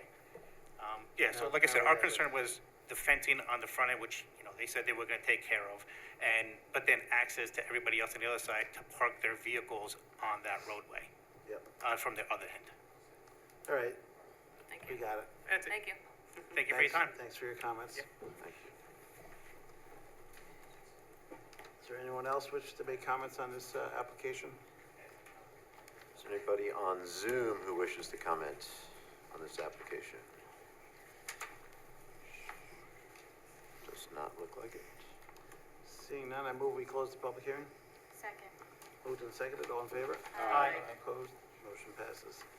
We'll go around the board for comment. Let's start with Nicole this time. Yeah, I just had, one question that's really coming from the fire department, but does this property have a 911 address? Not yet. So typically, that's handled prior to obtaining a building permit. You gotta make an application to county 911, so, but we heard the fire department's request to have it, keep the Van Wagner address. So we will make sure that the nomenclature is good between both the county and the town, so we'll coordinate that between all the agencies to make sure everybody's satisfied. Okay, yeah, that might be the best thing to do, because if you name it North Grand, then delivery drivers and Yep. stuff like that are gonna go to the emergency Exactly. entrance, so, okay. Yeah. Thank you. All right. Rocco, anything? Nothing additional. Sharon? Nothing. No comment. Sid? Anything? Yeah. So this recreational area, what you have, will that be fenced or it's open? It will be open to the park. The only fencing that we have in that area is protecting the wetland. So to create a barrier between both the homes and the recreational area and the wetlands around it. So But there will be no fence. You don't have to go through a fence or a gate to gain entry into the recreational area. Okay, so will this be open to the other residents as well? Yes, Yes. yes. To the existing mobile home To both mobile home parks, correct. Okay, so then, will this be covered, under any camera? Do you have any camera outside to do the surveillance? I'm not sure if they do at this point, and that's not part of this application, but, yeah, I'm not sure. This The management company may employ definitely sitting a little away from the mobile homes, and then if it's open to public and you really don't have any timings for it, right? I don't think we should entertain illegal activities happening there, and to keep a check, I think having a camera would definitely help out on. It would only be open to residents of the mobile home park, not the public. So this property and the adjacent mobile home park property are private property owned by the park owner. So any amenities in the property are open to the residents of them. Exclusively for the residents Exactly. there. Okay. Right. Okay, but it's open 24/7. As proposed, yes. Yeah, then you need to have some surveillance in the event, right? If there are any illegal activities happening, there has to be some check, right? Just trying to make sure that it's a safe place, right? Regardless whether it's open to the other residents or not, but still it should be kept under surveillance to make sure that you're giving that protection. Yeah, I think the property owner it manages a number of properties throughout the region and is familiar with those concerns and has and operates the existing mobile home park next door to this as well. So I think those are good, important comments. The board did ask us to incorporate a recreational area, so we're trying to meet that suggestion and of course provide an amenity not only for the existing mobile home park that doesn't have one, but for the new residents. So we hear those concerns, and I know that the applicant does and other properties in the area utilize cameras, but mostly again for security or maintenance of multifamily. So here we can certainly make the reference back to the property owner. I will note you are providing a light there, so at nighttime it will be lit. Yeah. Yep, thank you. Thank you. Great, and Peter? I think Bob Giuliano brought this to the board back R.I.P. in 2017. I wish he could be here today. Unfortunately, we lost him. Just a couple of things. Number one, you're providing much-needed housing with this project. Number two, I have a question for the town engineer, and that is, when you came up with a number for the bond, have you discussed the bonding with the? I haven't had a chance to discuss it. I did get the bond estimate this afternoon. Okay. But did you use a manual to come up with that number? It's based off of, we use a program called RS Means that takes prevailing wage rate to the area into account for that type of activity. Okay, so you haven't had a chance to discuss the number? We discussed the extents of the work, so. Not the actual amount. Yeah, not the amounts yet, but. So how do we accept without knowing if there's an agreement on the amount of the bond, how do we go forward? Well, there's not necessarily required to be an agreement on the amount of the bond. Okay, so we can we specify the amount? It's proposed by Okay. the engineer, accepted by the Director of Municipal Development, and then the board. And the town board Ask will. and answer. Thank you. Yep. Sorry. We're happy to cut it in half. Yeah, we don't get involved in finances too much at town board purview, but. It's not a negotiation. And there will be an agreement. So it's not Okay. just the waiver tonight. There's a formal agreement that we have a copy of, thanks to Eric and Lisa. Good, good. Thanks. Yeah, that was just, yeah. And, based on let's see, my 2 cents are based on the public comments, you were amenable to doing the fence where he was requesting it. Yes, and we can add some additional signage to indicate that there's no parking in that area. Direction. That include that it's a fire access lane, as further deterrent to have people parking there, so. And the additional stockade fencing, in the event that someone is parked there, anybody on that side of the property wouldn't be able to see them. But I think the larger concern is that if someone is parked in front of that gate, that they won't be able to gain access. An emergency vehicle won't be able to gain access. So we hear that, Yeah, and we can't have we'll add anybody- some yeah, additional details. Certainly can't have anybody park in front of an emergency gate. Exactly. So we've got to make sure that is clear and signed appropriately. And I already mentioned the keep the pedestrians to the north side of that gate.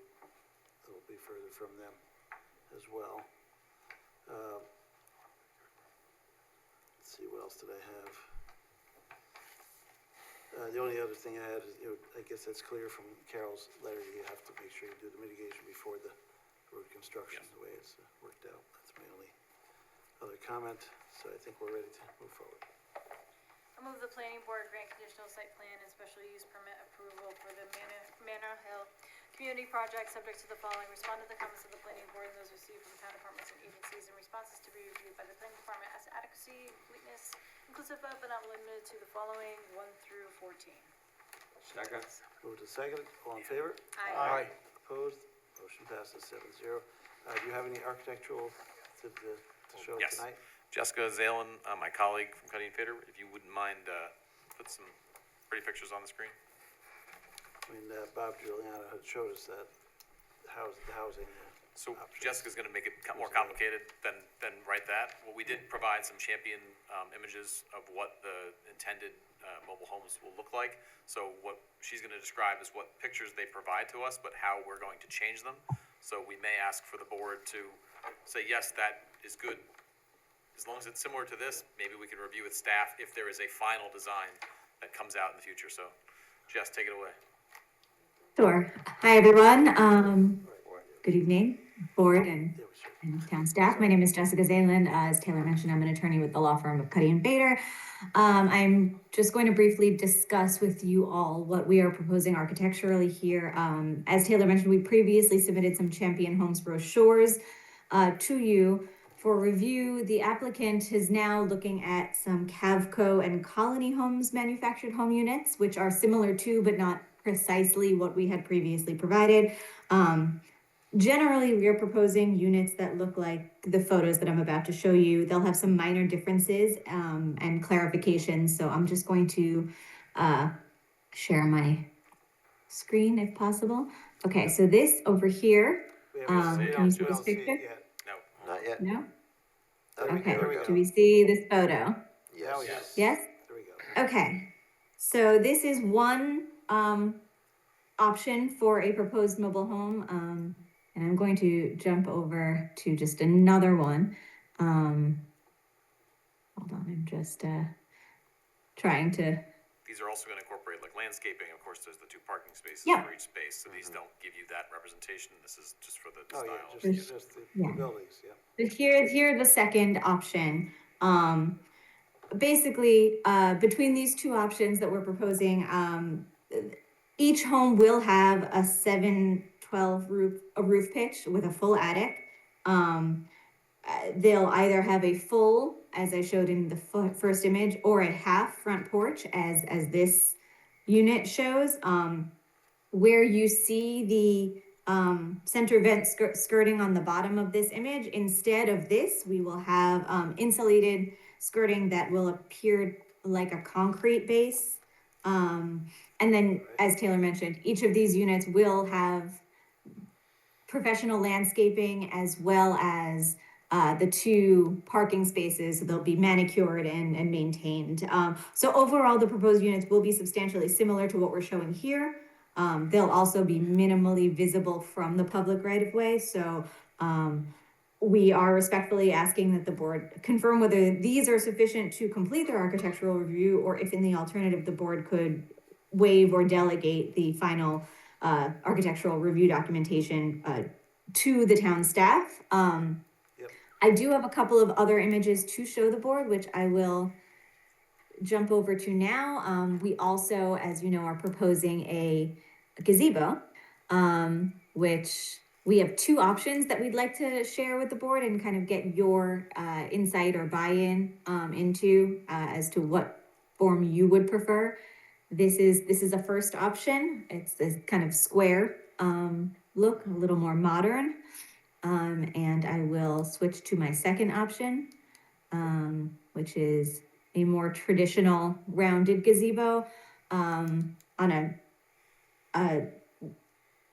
generally the applicant is comfortable proceeding with either of these options.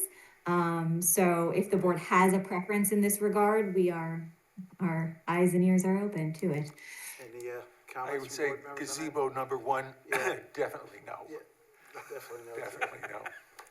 You know, like Okay, so we prefer the rounded version? Absolutely. Okay, Also, the option number one on the mobile home park, the mobile home itself, I would give that a definite no. Number two is okay. I mean, Champion is a pioneer in manufactured housing. They make a quality product. The first product that you showed was right out of the 1970s. I mean, that thing is Right. antique. And I don't know if that looked like it didn't have the 7-on-12 roof. Right. So It had I a think that shower. the. yes, that's gonna be the correct. change. The problem with these images, they couldn't get us the image that shows, Sure. we've asked them to send Yeah. us a formal Yeah, brochure. I not would say just- option one there is a So- definite no. But option two. Okay, and to you know, it's a clarify, yeah, possibility. that roof line is definitely not going to be what is We're gonna proposed have here. a We're pitch no definitely matter what proposing with an something. attic. Yeah. And as Taylor did mention earlier in the presentation, it's difficult to get an exact version of what this is going to look like until we have all of the details sorted out regarding the internal elements of the mobile home units. The way these are designed, essentially, we have to confirm what the interior looks like and then build out. So we recently got to the stage of being able to say, yes, we're ready for our exteriors, and we're hopeful that we would have them to show you tonight. And unfortunately, we just have these kind of examples that we will be tweaking before we get to a final design. But Yep. thank you very All right. much for your feedback on that first unit, and we will bring that back to our client and make sure the final Yeah, design. I mean, Bob Giuliano made a good point of the higher pitched roof on these, and it looked good. So how do you want to handle it ultimately? Do you want them to, I mean, do you want to just delegate it to staff based on your comments and our understanding? If there's something that has architectural interest, you know, number two certainly is, way ahead, light years ahead of number one. Yeah. So something along those lines. But they'll put a more pitched roof on the first one as well.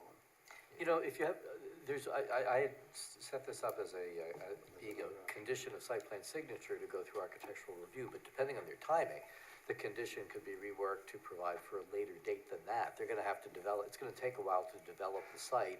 They've got fixed envelopes for the homes. If you want them to come back to you and show it to you at a later I date, think it that's would fine. be better, absolutely, sure. I mean, we're talking about 14 units here. All right, I mean, what do other people think? Dr. Gazebo as well as, I've got a question. What size are these homes? So Approximate average? the size on average. So the spaces, we're anticipating up to a 68-foot long unit that would include a front porch. So they're ranging really probably from 60 to 62 feet, maybe 64 feet, the mobile home itself plus the porch, by roughly 25 to 26 feet wide, so they're double wide. There's one location where they're at the westerly side where it will be a much smaller unit on that kind of awkwardly shaped. That's a big lease unit, lot. it's 1,700 square feet. They're large units, yeah. And that's the intention. So will there be construction on site? They come in two halves and then it has to be put together? I believe so, yes. Okay, and the roof will be constructed on site. It won't come with the roof. right, I'm not sure, two each halves. manufacturer does it differently. I'm not sure how Colony does it.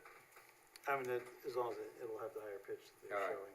Any Yeah, other those were my comments on the questions. architecture? I don't think that we could ever go away from the 7-on-12 roof, so that's staying. I mean, I don't know if we have to delay, I mean, I think we could accept architecture with the caveat that you share the final product with the staff, and I think I'd be comfortable with that. Yeah, I'm okay with that. Everybody okay with that? Okay, in that case, I move we accept architecture as presented with the condition of showing staff the final product Second. and review. Moved and seconded, all in favor? Aye. Opposed? Motion passes. And we have, I move the planning board grant conditional approval for aquatic resource permit for the Manor Hill Community Project, subject to the following: 1 through 5. Second? moved and seconded for aquatic resource. All in favor? Aye. Opposed? Motion passes. I move the planning board authorize a partial waiver of 210-151H to permit site clearing activity limited to tree felling only prior to chair signature of an approved site plan and consistent with approved bat mitigation expressively, subject to the following 1 through 5. Second. Any discussion on that, tree felling? As, Right, the issue for the board was whether you wanted to allow all selective site clearing, meaning trees over a certain size outside the buffer, or if you wanted to restrict tree clearing to the perimeter, not have it cleared by the rail trail or the neighboring residential. And that's really a board decision. I mean, if they don't clear it now, then they may be stuck with, when they start to go forward, it may be a problem, so I think it's okay to clear all now. Yep. fine with that. All right, in that case, we have a motion and seconded. All in favor? Aye. Opposed? Motion passes 7-0. And as Peter echoed, this is, it's much needed more housing that's more affordable in the area, and that's, appreciate the efforts you're going through to do this. Thank you all your time, and of course, the applicant is eager to do this. He is just pushing for all the permits to get out there fast, so we're trying to bring those. Only about 9 years in the process. I was just gonna say, thank you to the board for your help and patience along the way. I know it's been a long road, and thank you to Peter for bringing up Bob. He would be happy to see this I wish you day, were here so today. I do too. And so. thanks for your efforts to Thank you, accommodate the guys. neighbors Thank as you. well with the Thank you. concerns.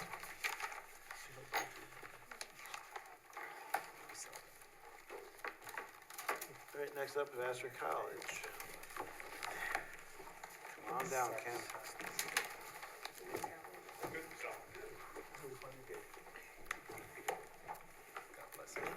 Good evening. Ken Casamento with LRC. And Michelle Walsh, Director of Athletics and Physical Education at Vassar College. From the last time we were with you, we made some changes. We submitted the full SWIP document. We do understand there are some outstanding items there that we can work through the technical details with Bobby in his office. Would you like us to go back through the whole presentation? I know there is a public hearing tonight. No. I mean, it wasn't that long It's kind of ago, what I so thought. That's why just, we figured we'd ask. Just showing you that. I know you made some, you answered some things on the sound system and things like that for us, so. Correct. Whatever you want to say that you did extra. Yeah, we've identified there is a discrepancy on one of the plans with the location of the sound. It is proposed to be on the bleachers, pointed towards the bleachers themselves, not towards the field, as they are on the site plan document. So that's where we'll propose we'll modify that on the final plans as we So go to condition. even further than from noise for the neighbors. Correct, pointing the opposite direction, and we're over 500 feet away. It's 540 feet from there, and we have do propose a row of the existing deciduous tree or coniferous trees, the pines, and we're proposing to supplement those with some additional ones as well, where we are removing some. Yep, the additional landscaping looks good. All right, anything else, Joe? That's really it in a nutshell there. Straightforward. Keep it. Go ahead, Eric. Sure. We think this is ready to move forward. It will be on for a public hearing for the first time. You have a resolution for a negative declaration. Our review kind of ran through some of the key issues, as Ken mentioned, the sound and visibility that was discussed at length last time. Those are all addressed in the draft negative declaration that you have. We didn't have too many comments from planning. There's a resolution also for architectural review if you choose to conduct it or to waive it for the bleachers in the storage building. And then there's also a request for a tree felling waiver. We've provided a resolution for that purpose as well. I don't think the circumstances here are pretty straightforward. Yep. And are captured in the recommended conditions. All right, thanks, Eric. And you have I believe you have a bond resolution, you have a bond amount estimate from the town engineer on this one as well. Any comments on this, Bobby? All of our site plan comments are addressed. The new comments on the SWIP that we just reviewed, there's a couple things that need to be addressed, but generally it's something I think we can work with Ken's office to sort out. No showstoppers. We did have a couple comments on the tree felling, just looking to clarify exactly what they want to do. If you want to touch on that, what the plan is basically, to cut the trees, move the trees, whatever. Yeah, the intention would be to cut the trees and remove them out, chip them, get rid of it so that they're not there. Vassar doesn't want to leave the trees laying on their side for a couple months or anything like that. We do realize that for mechanical means of removal, we have to get the NOI together with Bobby's office, and we believe that, you know, we do have the bond that has to go in front of the town board, yet to be approved in March. By the time we can get through that and there, we should be able to be in line with Bobby's office to have that NOI set before our commencement, because there is a window that the school is on break that we're looking to utilize so that there isn't students there, we have the parking lot free, and everything kind of works out with less impact to the students and residents there. Spring break, okay, good. Yep. That's pretty much it. Yep. All right. At this point, I move we open the public hearing. Second. Moved and seconded, all in favor? Aye. Opposed? Motion passes. Anyone wish to comment on the Vassar application tonight? Don't see anybody raising their hand in the room. Anyone on Zoom? Again, if you're on Zoom and you want to comment on the Vassar application, please just unmute yourself or raise your hand. Seeing none, I move we close the public hearing. Second. Moved and seconded, all in favor? Aye. Opposed? Motion passes. Let's go around the board for comment. This time, start with Steve. Looks very good. No comment. Sharon? No comment. No comment. Another good project. Thank you. Nicole? Just a question of whether or not any neighbors have come forward about this project or anything, yeah, okay.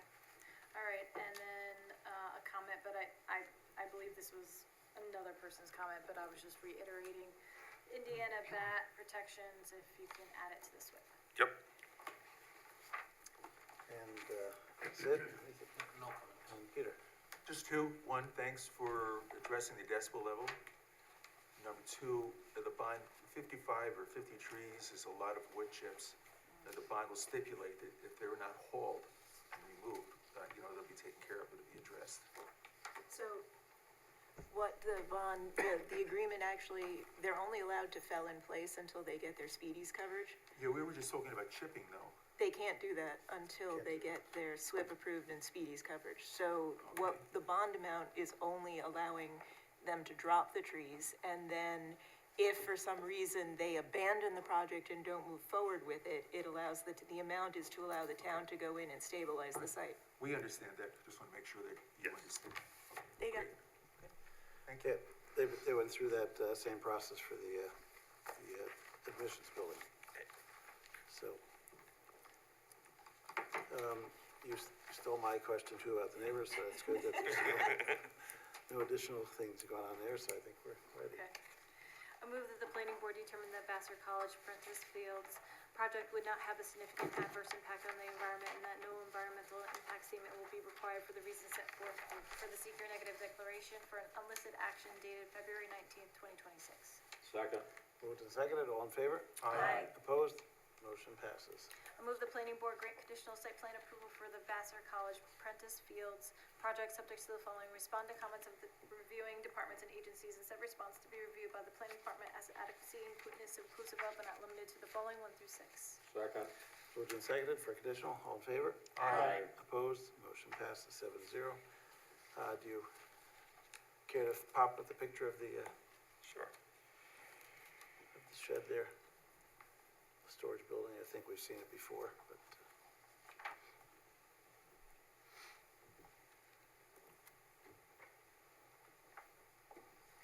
Okay, yep. Oops, I went to the first page.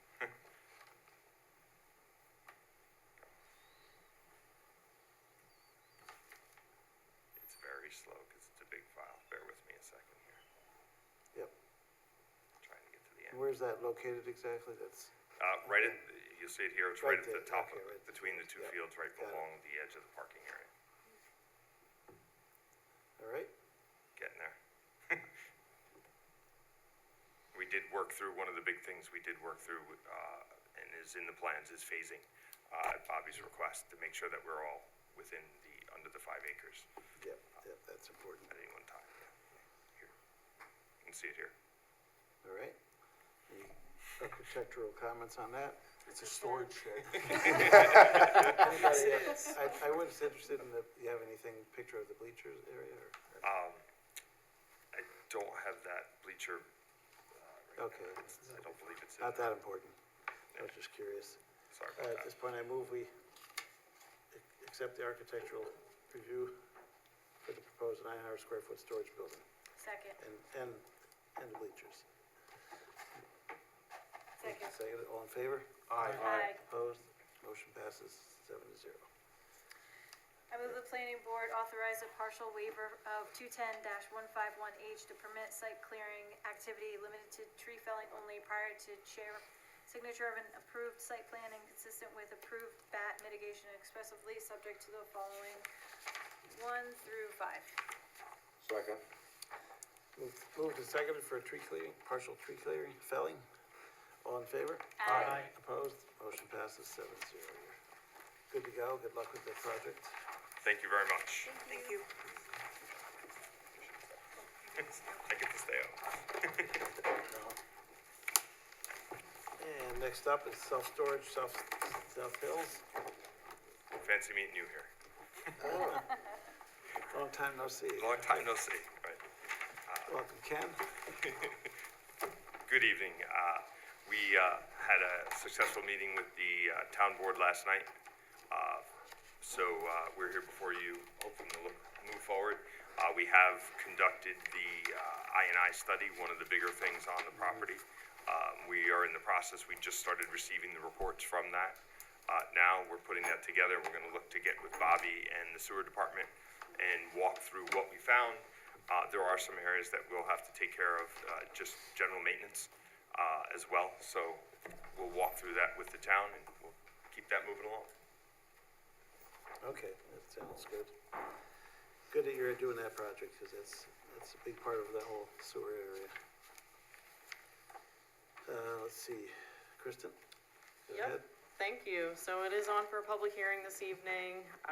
It's on for special use permit review, site plan review, and architectural review. Seeker was completed by this board in January. And the determination notification was submitted to the EMB on February 3rd, 2026.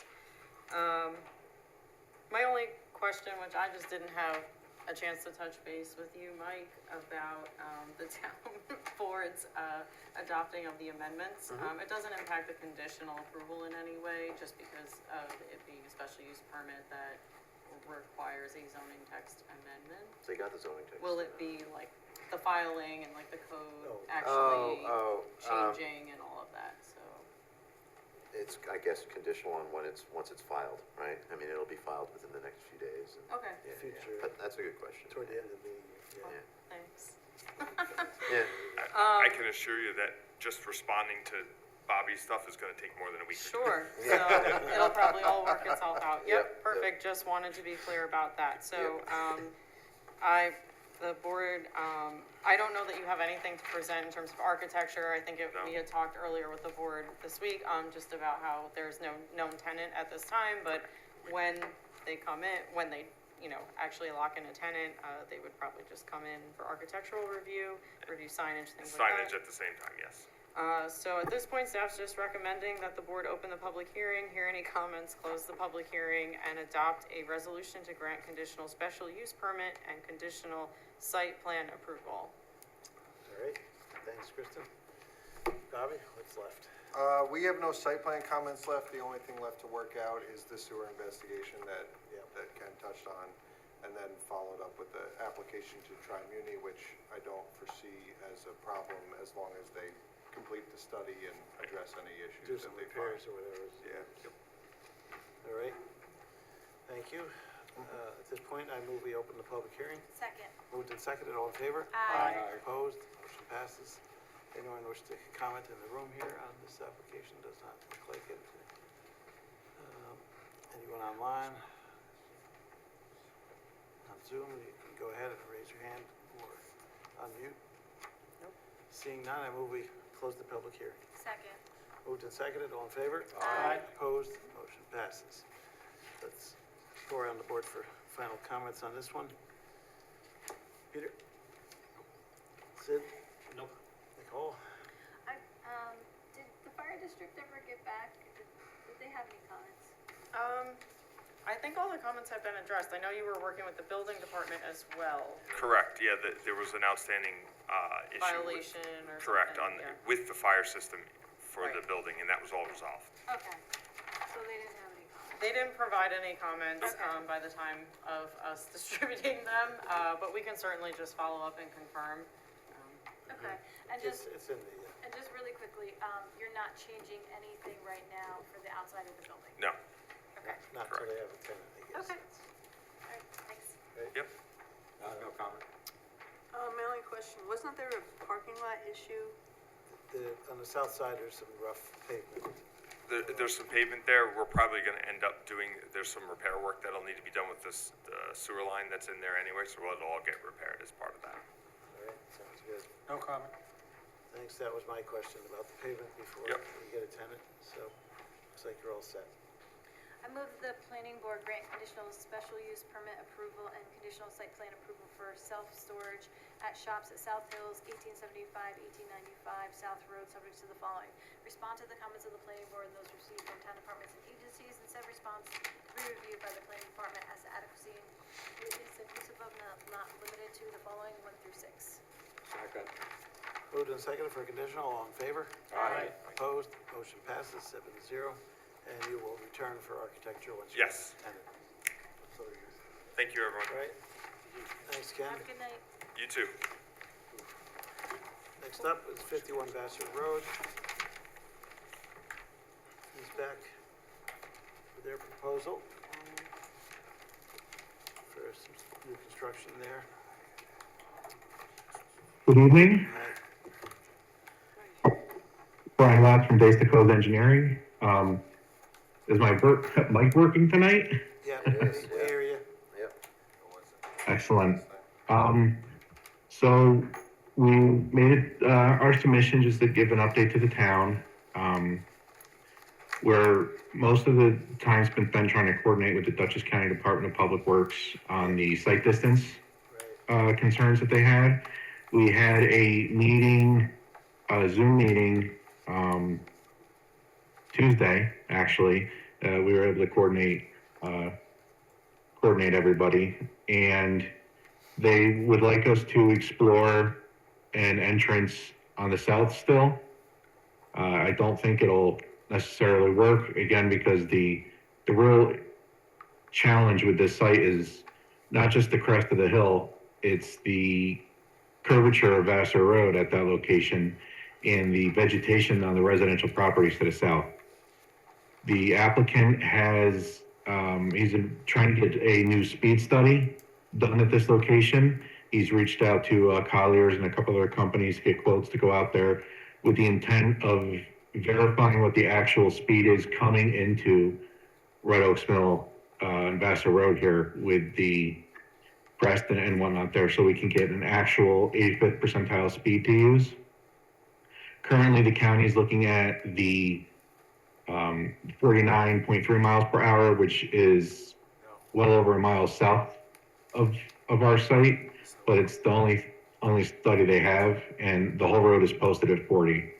So if we can verify that we don't need to design for 50, we're closer to 45 or so, that could help a real long way with demonstrating our current location is the best. And people do tend to slow down as they're approaching Red Oaks Mill, even if they're faster on. No, there's no way. The speed limit is 40. There's no But way. it's 40. We'll see what the speed study ferrets out, that's good to do. He's currently shopping around a little bit because some of the firm, I think he's just gonna get a data collection agency to do this, to just give us the data speed. They'll use 24-hour counters. The only thing I can do is go out there and do like a quick hour spot study with radar, which isn't highly accurate. So I don't have a time frame for that. But other than that, That's probably the largest thing. And of all things, it's been a number of years here, but with this amount of snow we've had on the ground, I haven't really been able to pursue soil tests in any manner to really finalize the SWIP and the Board of Health applications and design to verify any restrictions and percolation rate. I see it's melting, so we're hopeful to get out there sooner rather than later to verify our assumptions. I've enhanced the stormwater design with a preliminary number for chambers in the back. I could put up the screen if the board would like to see Yeah, that would be, if you could share. That'd be what I'm talking about. I'm just realizing I don't have this up. Let me see here. No, We've seen the that's not project right. a couple times, but it's good to review. You were sharing screen. There we go. Yeah.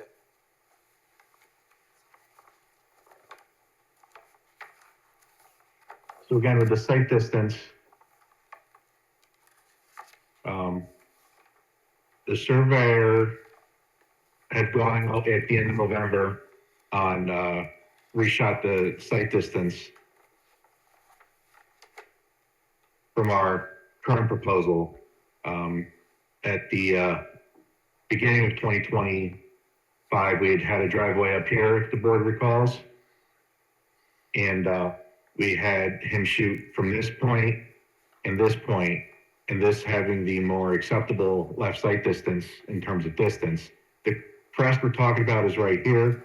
That's the one challenge, and the road starts to curve, which is the other challenge. So up here, you don't get the effects of the crest, but you're limited to the shrubs on the neighboring property to the south.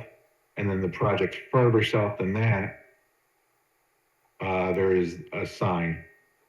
The applicant is also pursuing, through his broker, the owner of this property, to see if he can negotiate a way to move the shrub over or replace it or something else. That will help dramatically, I think. No matter where the entrance ends up, that will help everybody. Okay. So this is where we're at. Right here, this is where we would need for 45 miles an hour. If we do 49 miles an hour, we're another 100 feet, which is off the map. Yeah, that's, Um, I mean, Stewart's is there too, so.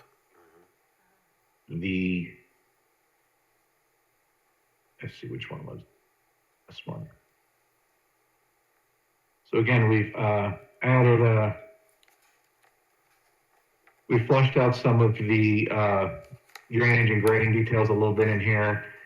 This is, we're proposing 70 4500 series ADS storm tech chambers. Everything will discharge to there. We'll put a hydrodynamic separator in here to treat everything with an emergency overflow to discharge to the rear of the property. Again, this is dependent upon those storm soil tests. The rams inverts, we have some of that. This is that retaining wall.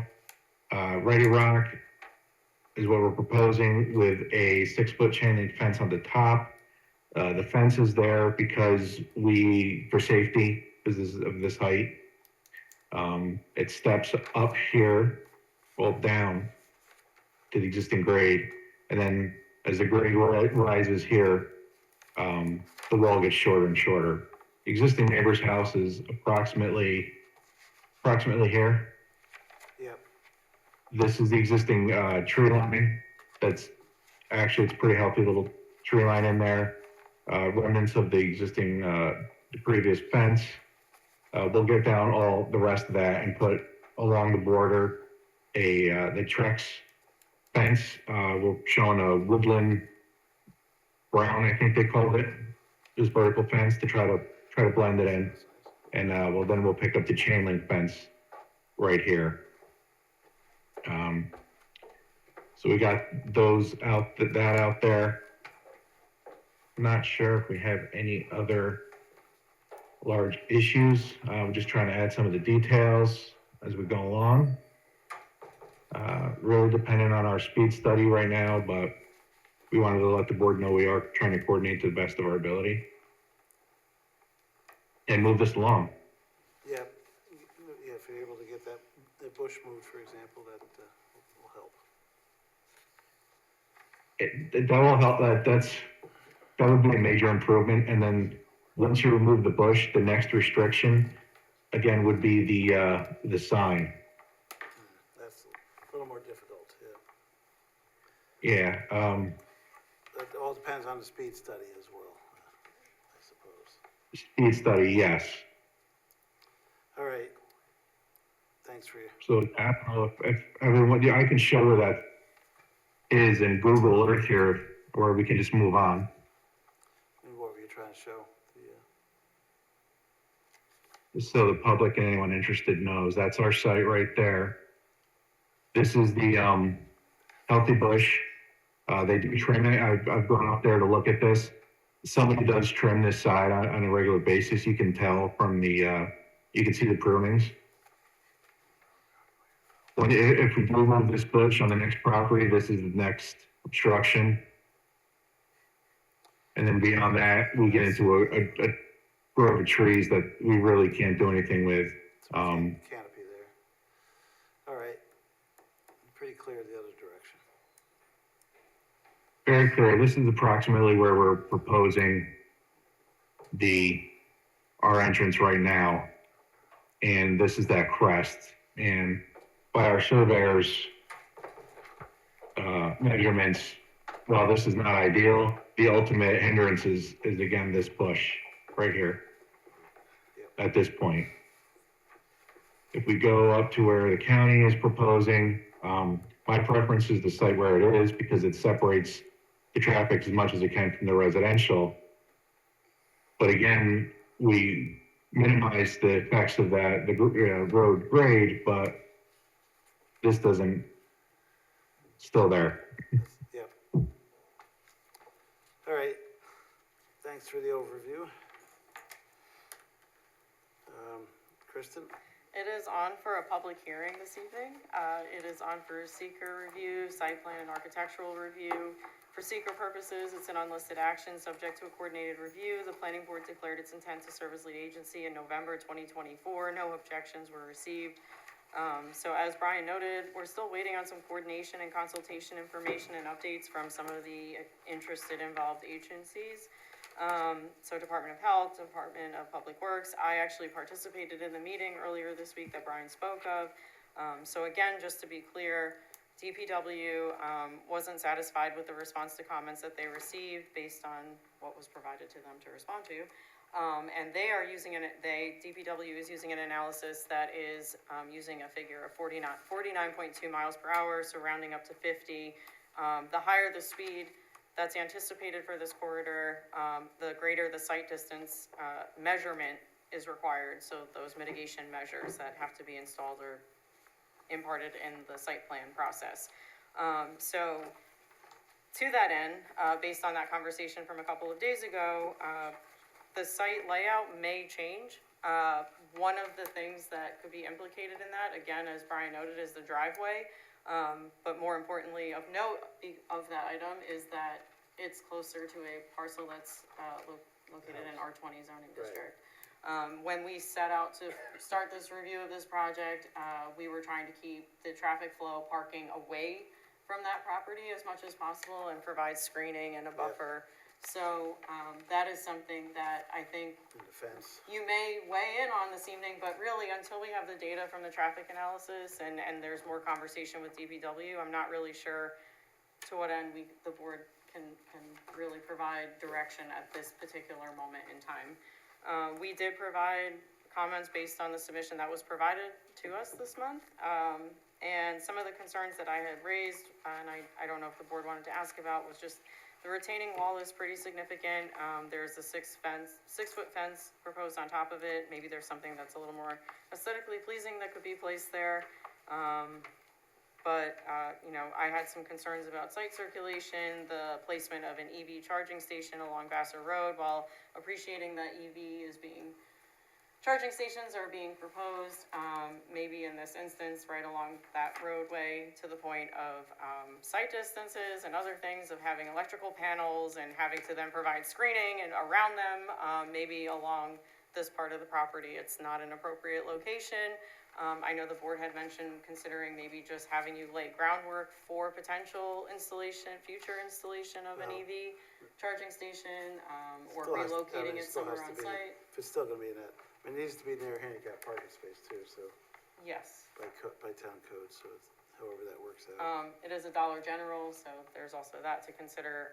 There's also an 8-foot tall sign being proposed along, the front of the property, but that's actually permitted by town code.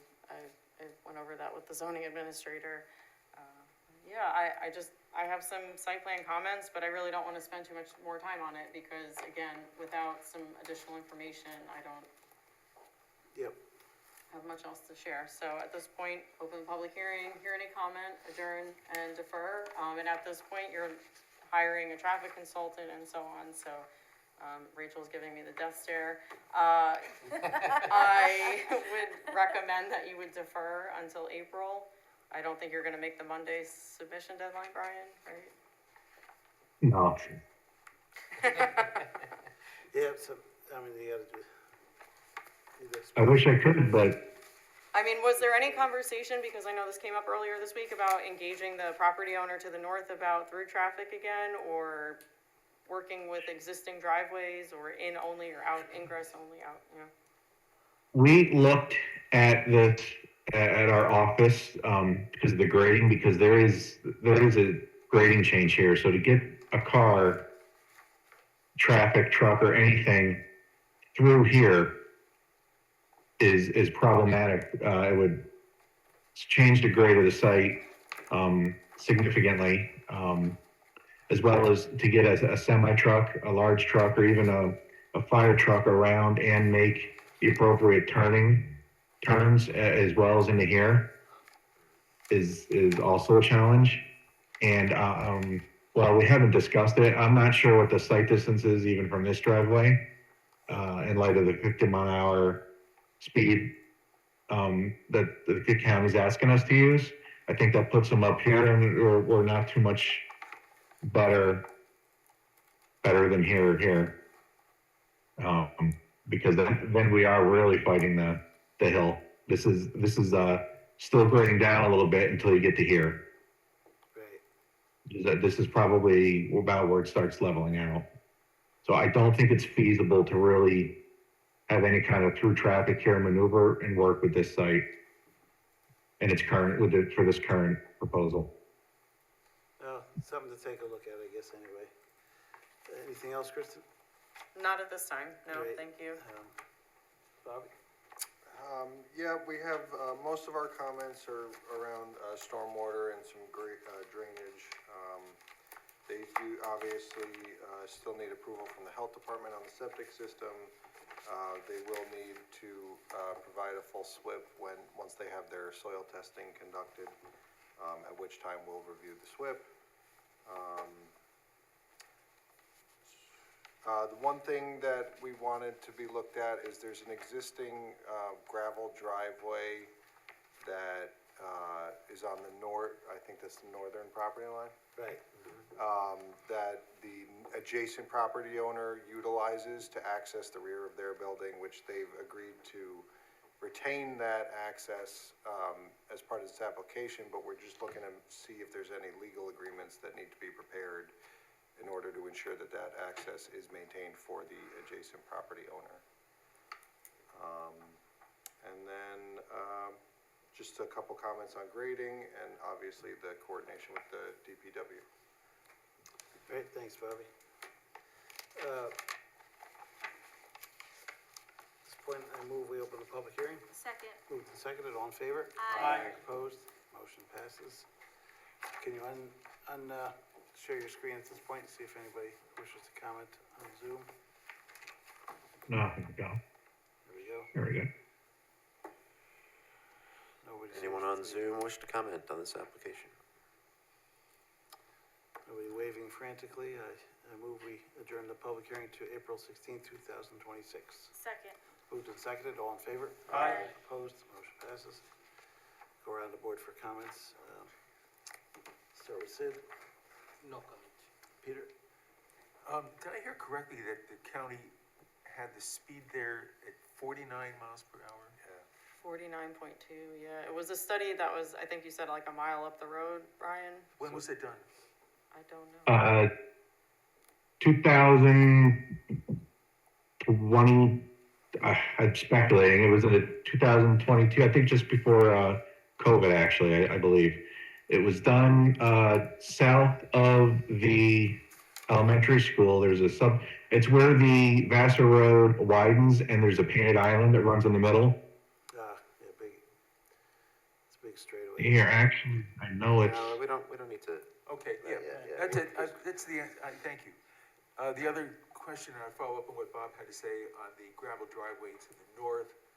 I think the last time you were here, or someone representing you, had mentioned that they had engaged the property owner to the north in a discussion about a shared right-of-way. Have you had any further discussions regarding that access? the applicant hasn't given me any further information on that. I don't know if he has or hasn't. Okay, thank you. Thanks. Yep. All right. Thanks, Peter. Nicole, anything? No, I don't think I have anything at this time. No comment at this time. No comment. Brian, that's my neighborhood, so I have a question again. Why are you against on the southerly side a one-way entrance, only entrance, to help alleviate the exiting on the north side? The applicants, Dollar General and most of the commercial property owners that he deals with do not want limited access or access that requires an agreement with some other party. They want full movement within their own site. No, but on the south side, you can be far enough away from the person's boundary line to have an entrance there. Yeah, but you might have people trying to go out that way, so that's what they're trying to say. Yeah, but you can always put there's always signage. To me, it's still gonna help alleviate people trying to come out of the other side.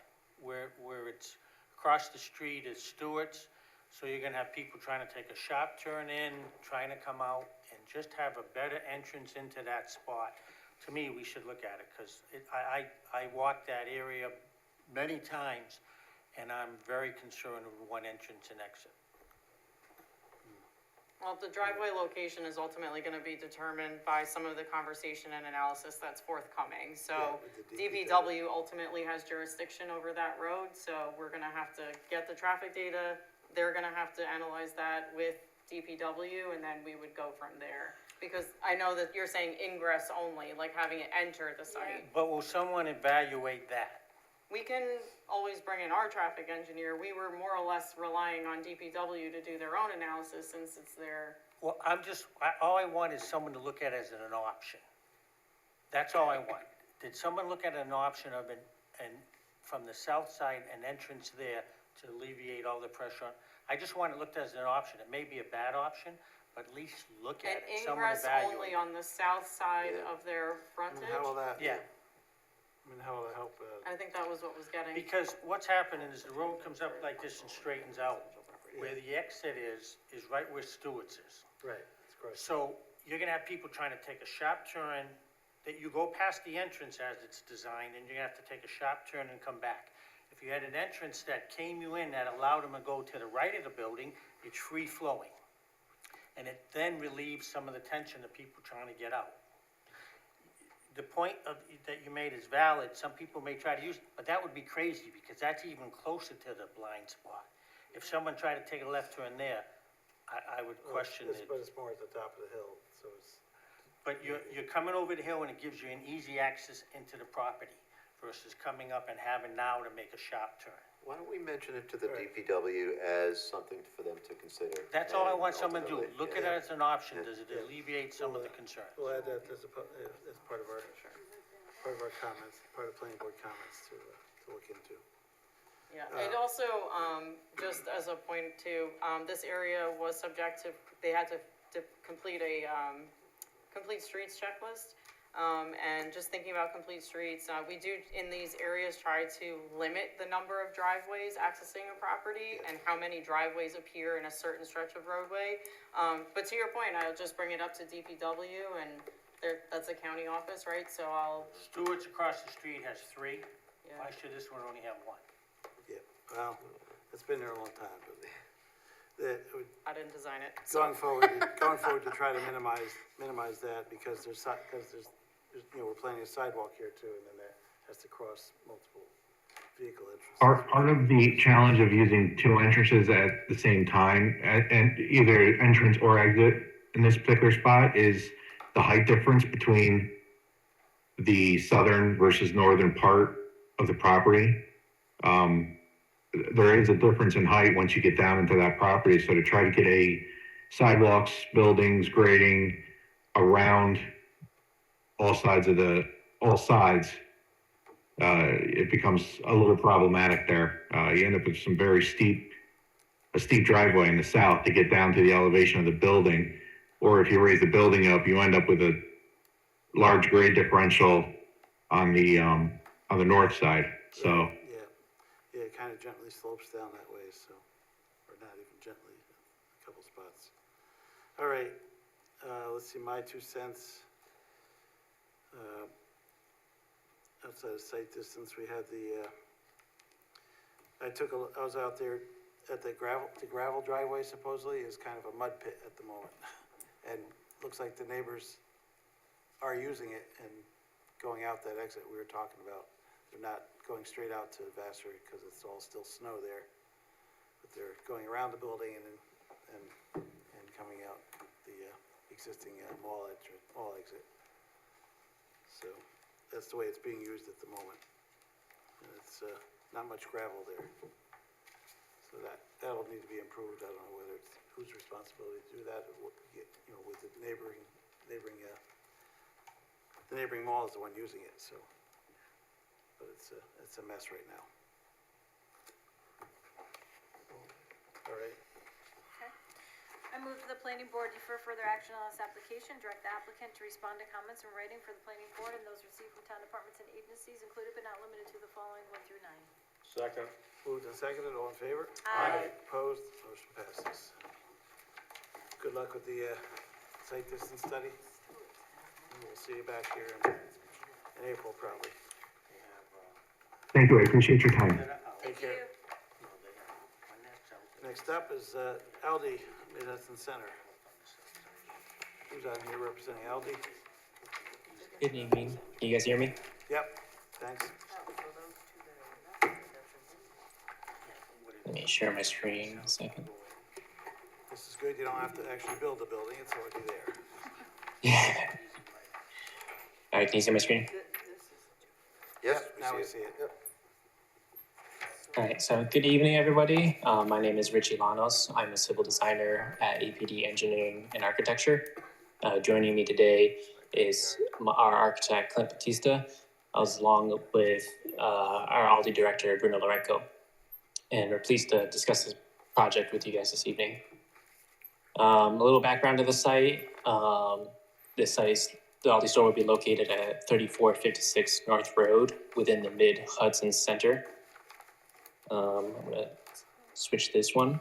The site property is approximately 9.71 acres, but the proposed grocery store located in this number 1 spot will have a building square footage of 20,567 square feet.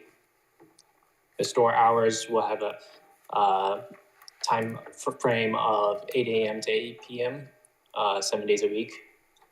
The trash from the store will be taken out to a dumpster located at the rear side of the building, inside the loading dock. And they'll have deliveries using WC7 trucks that will come into the site from Fulton Street, go to the rear side of the building, drop off the deliveries, and then continue navigating around the plaza and then exit back onto North Road.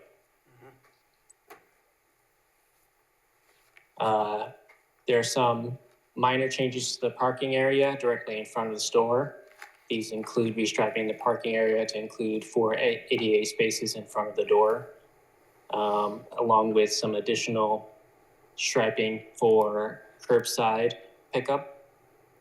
We're also proposing crosswalk to help direct pedestrian traffic from the ADA spaces to the front door, as well for the curbside, and stop bars, field striping, and signage.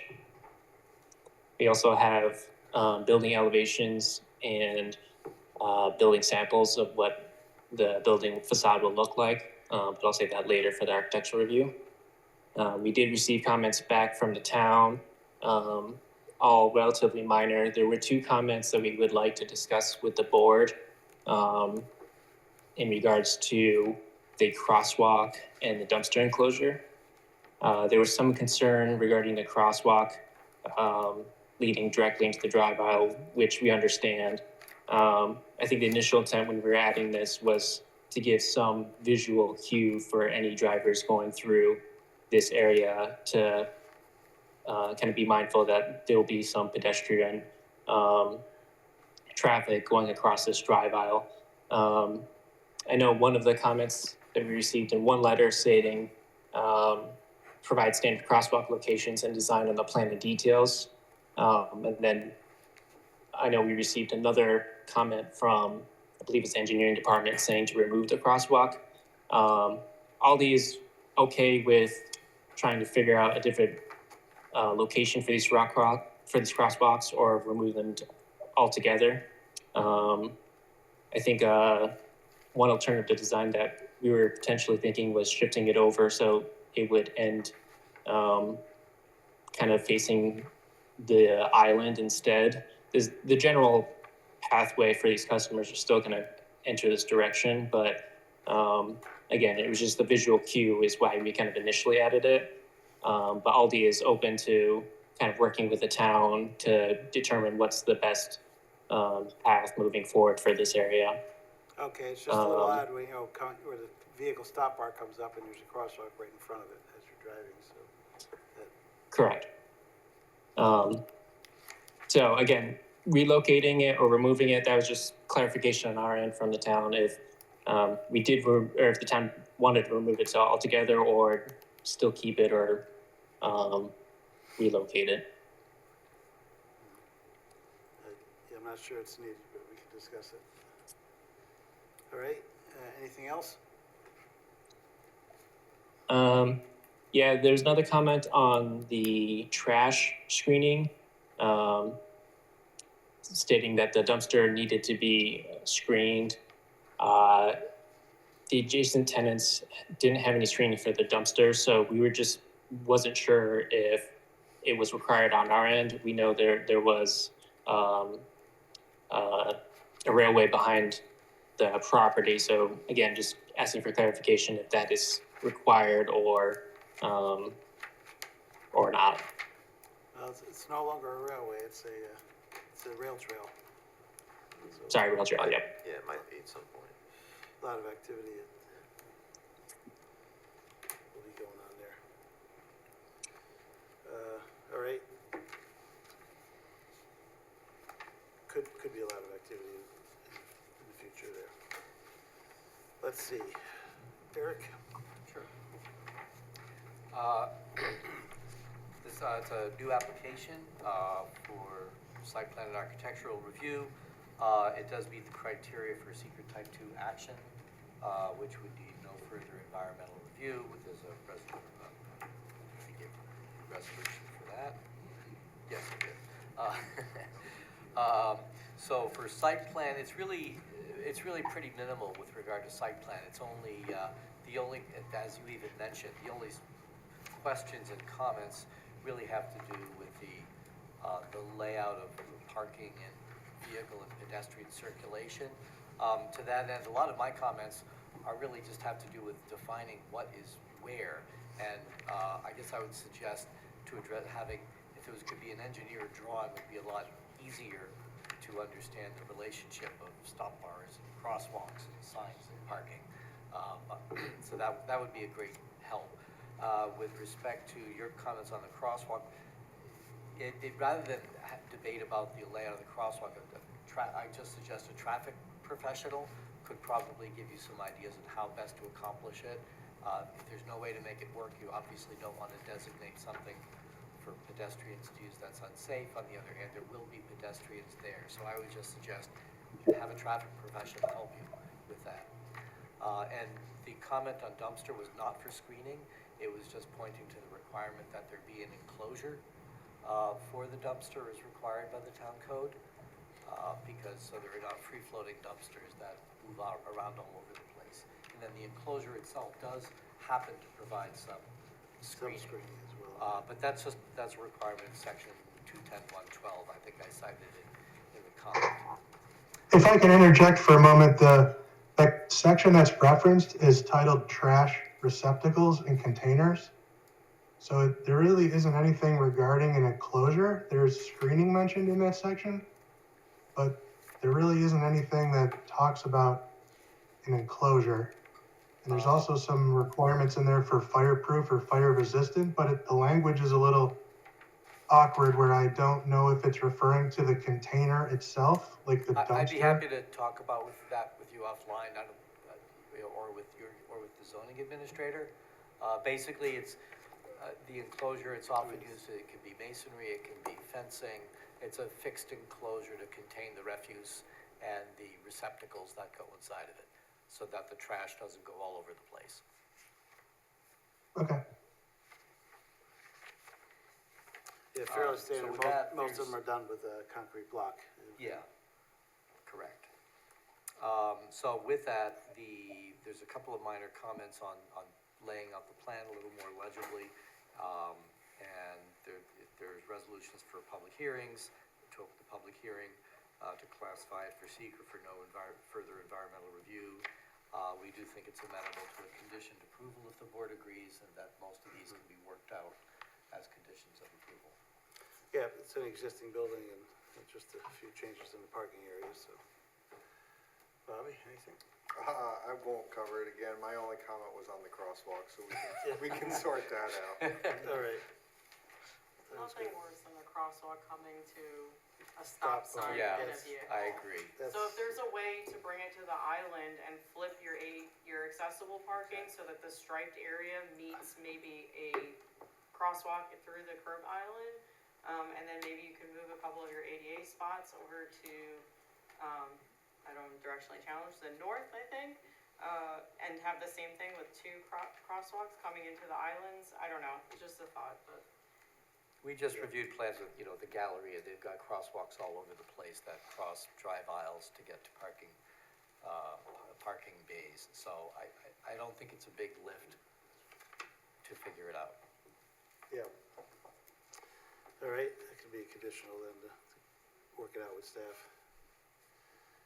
At this point, I move we open the public hearing. Second. Moved and seconded, all in favor? Aye. Opposed, motion passes. Anyone who wishes to comment on LD? Can you unshare your screen just to double check the Zoom people?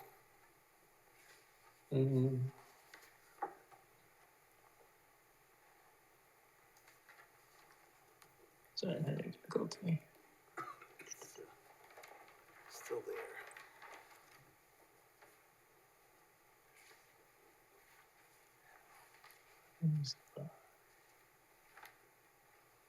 Could you release your screen so that That's what we're trying to do. Sorry, I'm trying to There we go. figure it Yeah. out. Okay, Okay, just to thank you. double check that no one else wants to, anyone wish to comment on this application? Seeing none, I move we close the public hearing. Second. Moved and seconded, all in favor? Aye. Opposed, motion passes. Let's go around the board for comments on this. Let's start with Steve. No comment. Sharon? No comment. Rocco? No comment. Nicole? No comment. Sid? Are all the delivery trucks expected to go around the building for the delivery? Yes, so let me go back to my main screen. But so there's an existing connection off of Fulton Street that goes to the back of the plaza. So the delivery truck will take a left off of Fulton Street, go behind the plaza buildings and then back into the existing loading dock. And then once they're done with the deliveries, they'll continue kind of in that same direction, go around Home Depot, and then exit back out into North Road. Okay, is it still applicable for the other vendor trucks as well, like the local bread or Pepsi? These are not big trucks, right? Are they still expected to go behind the building to do the delivery, or they still do park their vehicles near the pavement and do the delivery inside? The only reason why I was Sorry. asking, it's a pretty busy place there, right? You guys are next to Home Depot, right? And there is heavy traffic. I wanted to see if your other vendor trucks, not your original Aldi trucks, but the other vendor trucks, the small trucks, are they still expected to go around the building to do the delivery? Yes, this is Bruno Lorenco, I'm Director of Real Estate for Aldi. Because we're private label, all our food comes from our distribution center in Connecticut or Tully, New York. So it's one truck for each store. They go directly to the back, they unload, and then they go back to the distribution center. We do have Coke deliveries. Those are very limited. They're probably once a month, and they come through the truck dock. The only other delivery that we get is from the milk, the dairy, and that is about 3 times a week, and that also gets delivered in the back. We have no front unloading, like you might see, like a Frito-Lay guy or a beverage guy, because we're about 95% private label. Okay. Thank you, sir. Yeah, that sounds good. Keep that You're traffic down. Anything, Peter? And well, my comment is just say it's great to see a vacant space be reused in a good way. So. I move that the planning board determine that the proposed action meets the criteria for a seeker type 2 action pursuant to seeker part 617.5C9 requiring no further environmental review. Second. Moved and seconded for seeker. All in favor? Aye. Opposed? Motion passes. Move the planning board grant conditional site plan approval for Aldi Mid-Hudson Center application subject to the following. Respond to the comments of the planning board and those received for town departments and agencies. Said response to be reviewed by the planning department as adequacy and completeness inclusive of not limited to the following 1 through 7. Second. Moved and seconded. All in favor? Aye. Opposed? Motion passes. Can you share your screen with any architecture changes to the front of the building there? Can you see my screen again? Yep. We're seeing the so materials. this is going to be the material that will be on. We have the elevations on the next page, but I just wanted to show what the general material is going to look like. So the masonry is going to match kind of what's existing out there right now. The metal coping will be a silver roof and canopy. The Nichiha panels will have a bark exterior cladding with some aged bronze base flashing. The aluminum sill will have bright silver and aged bronze. And the composite panel will be a bright silver. And if you want me to go back to this page, I can. But this is what it'll end up looking like. That looks good. Any comments on architecture from board members? Big improvement. Looks Yeah. good, yeah. Looks good. Great. And then, all the carts are just kind of in front of the, just. The carts will actually be inside the building, so they're not gonna be in front of the store facade. Okay, good. All right. Yep. Yeah. This door will have an enclosure just a little bit safer for the weather and just the overall maintenance of it. Great. I move we accept architecture as presented. Second. Moved and seconded. All in favor? Aye. Opposed? Motion passes 7-0. You're good to go. Good luck. Thank you. Good luck with the project. Thank you. Thank you, guys. Thank you. Thank you so much. At this point, I move we we allow public comments on other items on tonight's agenda. Second. Moved and seconded. All in favor? Aye. Opposed? Motion passes. Anyone wish to comment on any additional items on tonight's agenda? Seeing none, I move we resume the meeting. Second. Moved and seconded, all in favor? Aye. Opposed? Motion passes. Town code amendment Okay. cleanup is, Yep, so last night, the town board did indeed adopt a resolution, which, among other things, referred the proposed local law amending the zoning code and a couple other chapters, lot line revisions and subdivision, to the board for an advisory recommendation. Because the board is holding a public hearing on March 18th, which is the day before your next meeting, wanted to get this on in front of you. The changes are mostly, it's really mostly code cleanup items, miscellaneous code cleanup items. There's some existing provisions, some minor errors that are cleaned up. The biggest change really is to some of the time frames for extensions, kind of making some things consistent between the different boards and hopefully cutting down on some wasted time, basically, that we currently spend on some of those things. So it's up to you if you want to give a positive or neutral or negative recommendation to the town board regarding adoption of the local law. I have one quick question. Yeah. You mentioned that the parking space is going to increase from 18 feet, parallel parking is going to increase from 18 feet to 20 feet. Is that right? I don't think we have a current regulation There is no for current standard. parallel, so we're Right, so 20 instituting is the- a new, But the ones that are current are 18 feet. they're Well, 9 those by are 18 for regular parking for regular spaces. parking, when you go straight in. So there's no regulation for, Parallel For parking. parallel so parking. what is the, The rationale for the extra 2 feet. What's the current, say if I go to a parking space on College Avenue, what length is If it's that? delineated, 20 feet is actually the standard.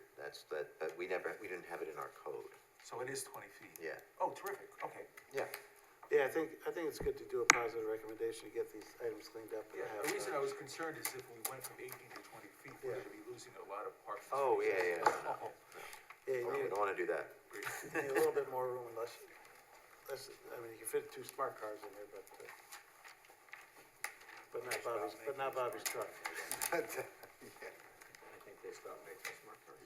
Yeah, they're still around. Hey, Mike, it's Yes. this whole table though, right? Yeah. This is what you're implementing? Yes. Okay. Any other comments? I think we can. I move the planning board convey a positive recommendation to the town board regarding adoption of the proposed local law to amend sections of chapter 210 zoning, chapter 135 lot line revisions, and chapter 177 subdivision of land. Second. Moved and seconded. Call in favor? Aye. Opposed? Motion passes 7-0. There's a couple cleanup items of time extensions, Stratford Farms Townhomes. I move the planning board grant 2 90-day time extensions for conditional final major subdivision approval and for conditional site plan approval from March 16, 2026 forward to September 12, 2026. Second. Moved and seconded, all in favor? Aye. Opposed, motion passes. And we have one more, it's not a time extension, but Habitat for Humanity is beginning to work on an approved site plan, and they wish to do a tree waiver as well, I believe. Eric, you have any comments on that? Yes. No, they were on pause for a while, for a variety of reasons. When the board granted a conditional approval last year, they recently began to move forward again, which is good news. And are actively working on finalizing their plans. The board last year approved a waiver, but it has some deficiencies in it that would not allow them to, that would make it difficult. So they would like to be able to use mechanized equipment, and so we've updated a resolution for the board with conditions that would allow for mechanized removal if they get their permit coverage, their SWIP done, and their permit coverage in by the state, which is required for ground disturbance. Yeah, I mean, there's kind of a hill down to the rail trail there, so you don't want to have erosion going on. Correct. And last night, we also worked with council to get a resolution, to get a security agreement to the town board, which the town board approved last night, conditional on Okay. the planning board going ahead with it. Okay, sounds good. Any, thing from you, Bobby, on it? No comments, no. Okay. I have a dog, just like their plans.